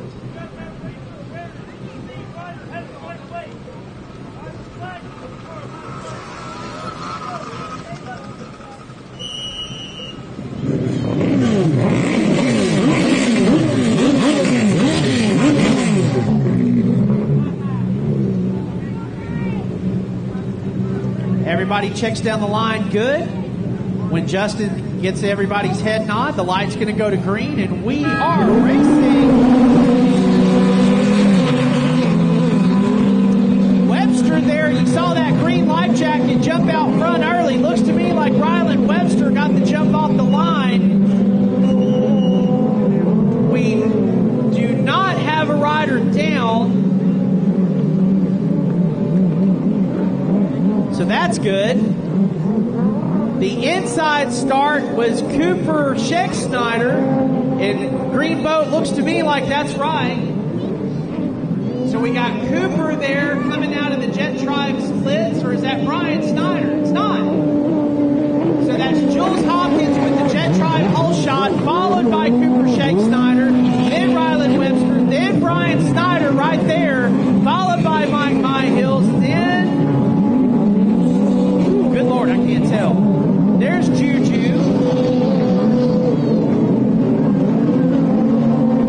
Okay, they're looking over at me. That's the other Brian Snyder on that gray boat. So Trevor Burns on the 299, Craig Fain on the 17. That's Hopkins there in the Dale's Jet Sports splits. Cooper Scheck-Snyder going behind him.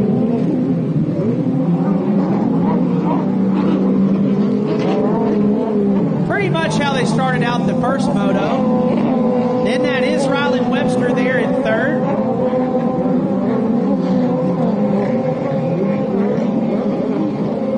Jules, I believe, is in the pro class, and Cooper and Ryland in the expert class.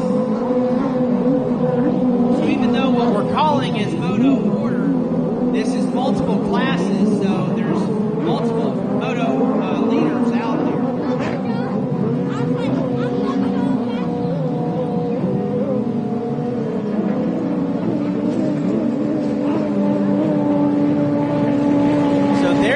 Hopkins, followed by Scheck-Snyder.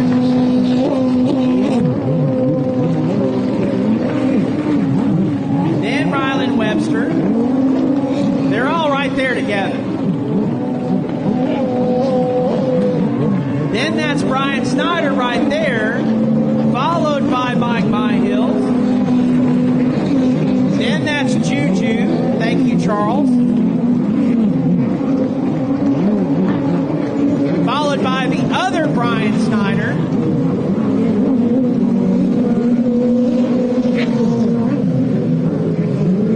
Then that's Craig Fain.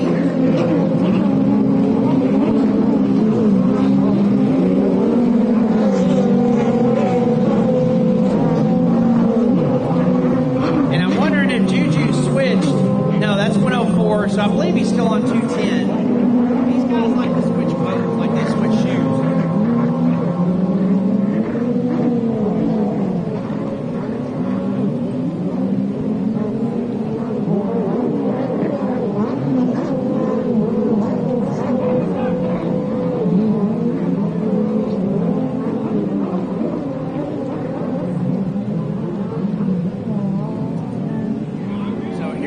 Jules Hopkins. So there's Jules, and now Scheck-Snyder seeing the halfway point. So Scheck-Snyder's right there with him. They've both gotten away from Webster. Scheck-Snyder's turned up the volume and now is riding up to Jules Hopkins.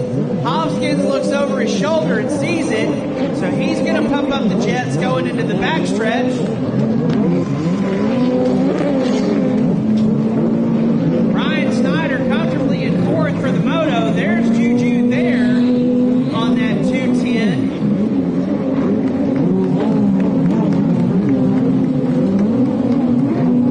Then Mike Myhills.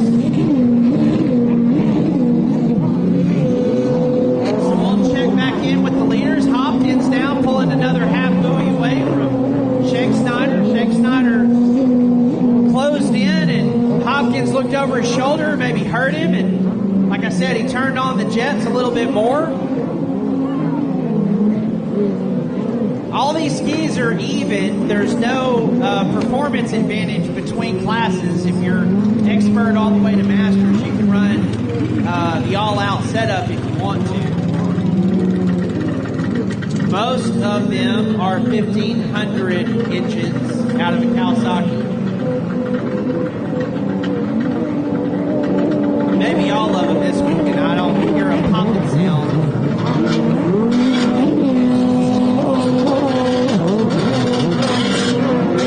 Shake Snyder told me at the last race that he had to make some changes to his ski because it wasn't as fast as the other ones at the races. He was going to do some type of conversion on his ski to make it faster. Looks to me like he's done it.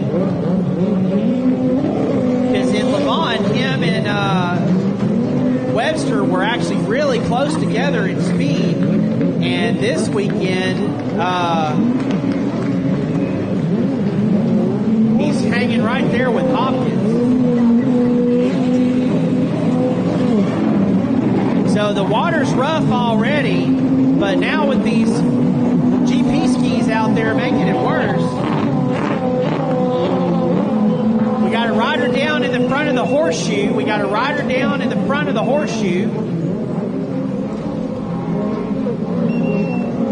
You got it?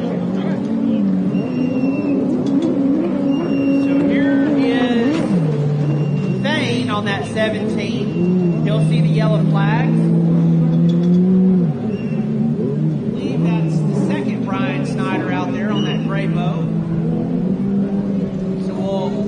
Whistle at everybody coming across the tower that there's a wreck just going into the horseshoe. That's going to affect Hopkins now. Hopkins is going to have to check up. Shake Snyder also does.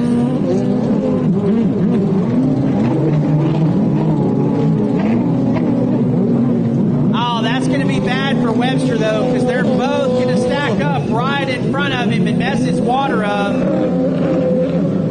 Yeah, that scenario hurt Webster pretty hard there. That was a lot of water he didn't deserve to contend with. That's okay. It doesn't take him long to get through the area, but it didn't help him. It didn't help his situation any.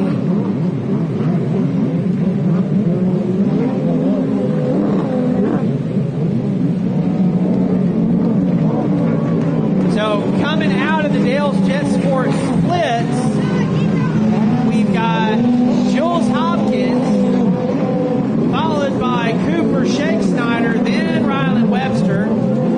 Brian Snyder still right there in fourth. No, I'm sorry. Brian Snyder's falling back. So now we got My Hills and Snyder together. They are in the same class. Then that's Mason Katera right there behind them. This is the last race of the day, so the boat ramp area will be busy after this, picking up skis. So please be mindful of everything going on at the beach. All right, green flag. We gave these guys a bunch of laps, too.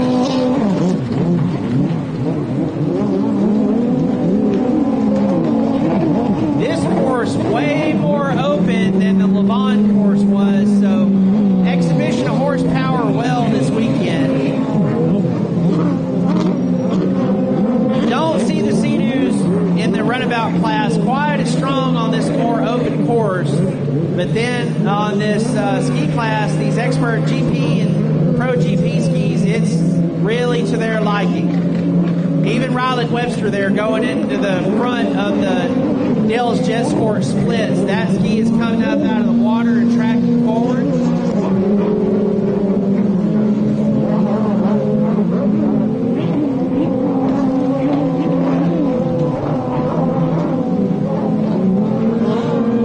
So there's Brian Snyder. He's gotten away from Mike Hills, but they're still in a battle for position. Checking in on the leader. Looks like Jules Hopkins still in the Jet Tribe splits area on the other side.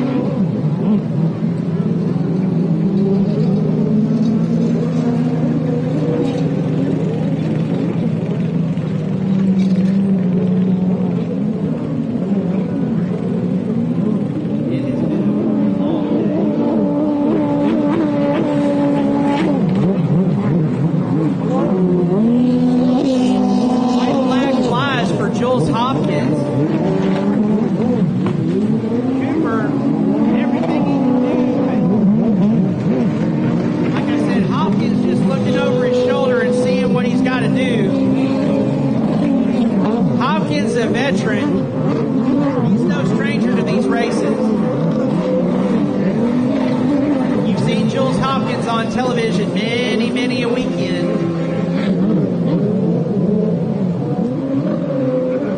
I want to say again, thank you to Terry Hebert and his family for Naughty Water, for being the reason, and the buoys and the scaffold, the starting line, everything, the microphone I'm talking on, everything comes from Terry and his family. Justin for designing the course and setting it up. Course Marshal Rob and all those guys. And Wild Bill on the tower, the scorer, Shanti and Miss Jamie and Rhea, Dale. Brian Snyder there, still away from my hills, but they've caught up to 104, which is McGee. Then there's Mason Katera coming into the horseshoe. I'm looking for Trevor Bain. I haven't seen him.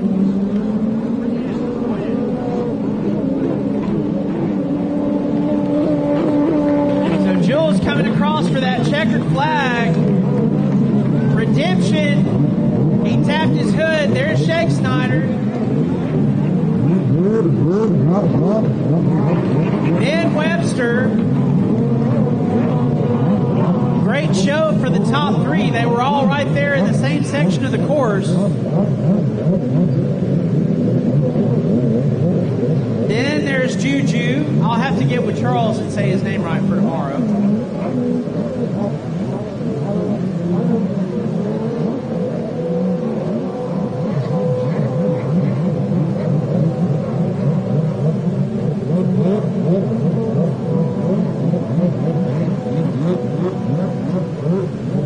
Remind everybody, Terry's been telling me, riders meeting tomorrow morning at 8 o'clock.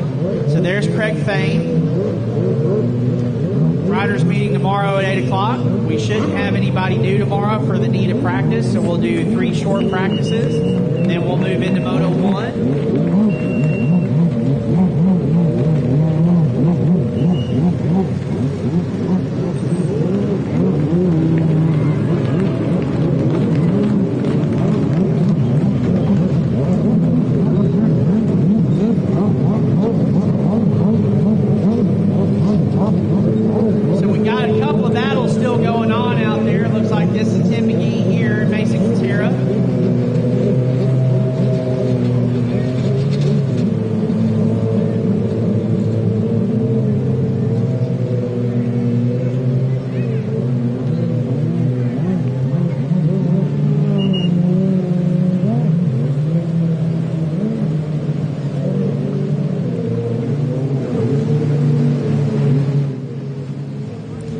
Real quick, this is Charles Ginshard. I want to thank everybody for tuning in and watching. There's always some challenges at a race site that we got through.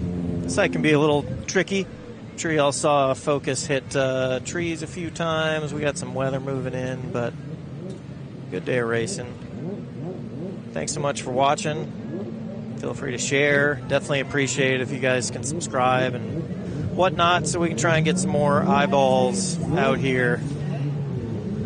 Basically anything there, I personally just put it back into what I bring out here and what I'm able to do. So as this stream gets more successful and sponsorship comes in, you're just going to see the quality of the stream come up. So thanks so much for tuning in. I'll be here. I think I'm going to do tomorrow morning. I think I'm going to wake up early and get stuff set up and live stream. But tonight I'll go ahead and make a post and you'll see an event. We will be in Lake Havasu at the Riviera Marina. I want to say it's September 14th and 15th, but that's just off the top of my head, so I could be wrong. But I'll be down there. I know we got a bunch of Havasu guys watching. I know Ken's watching. We'll see you down there. Thanks for tuning in.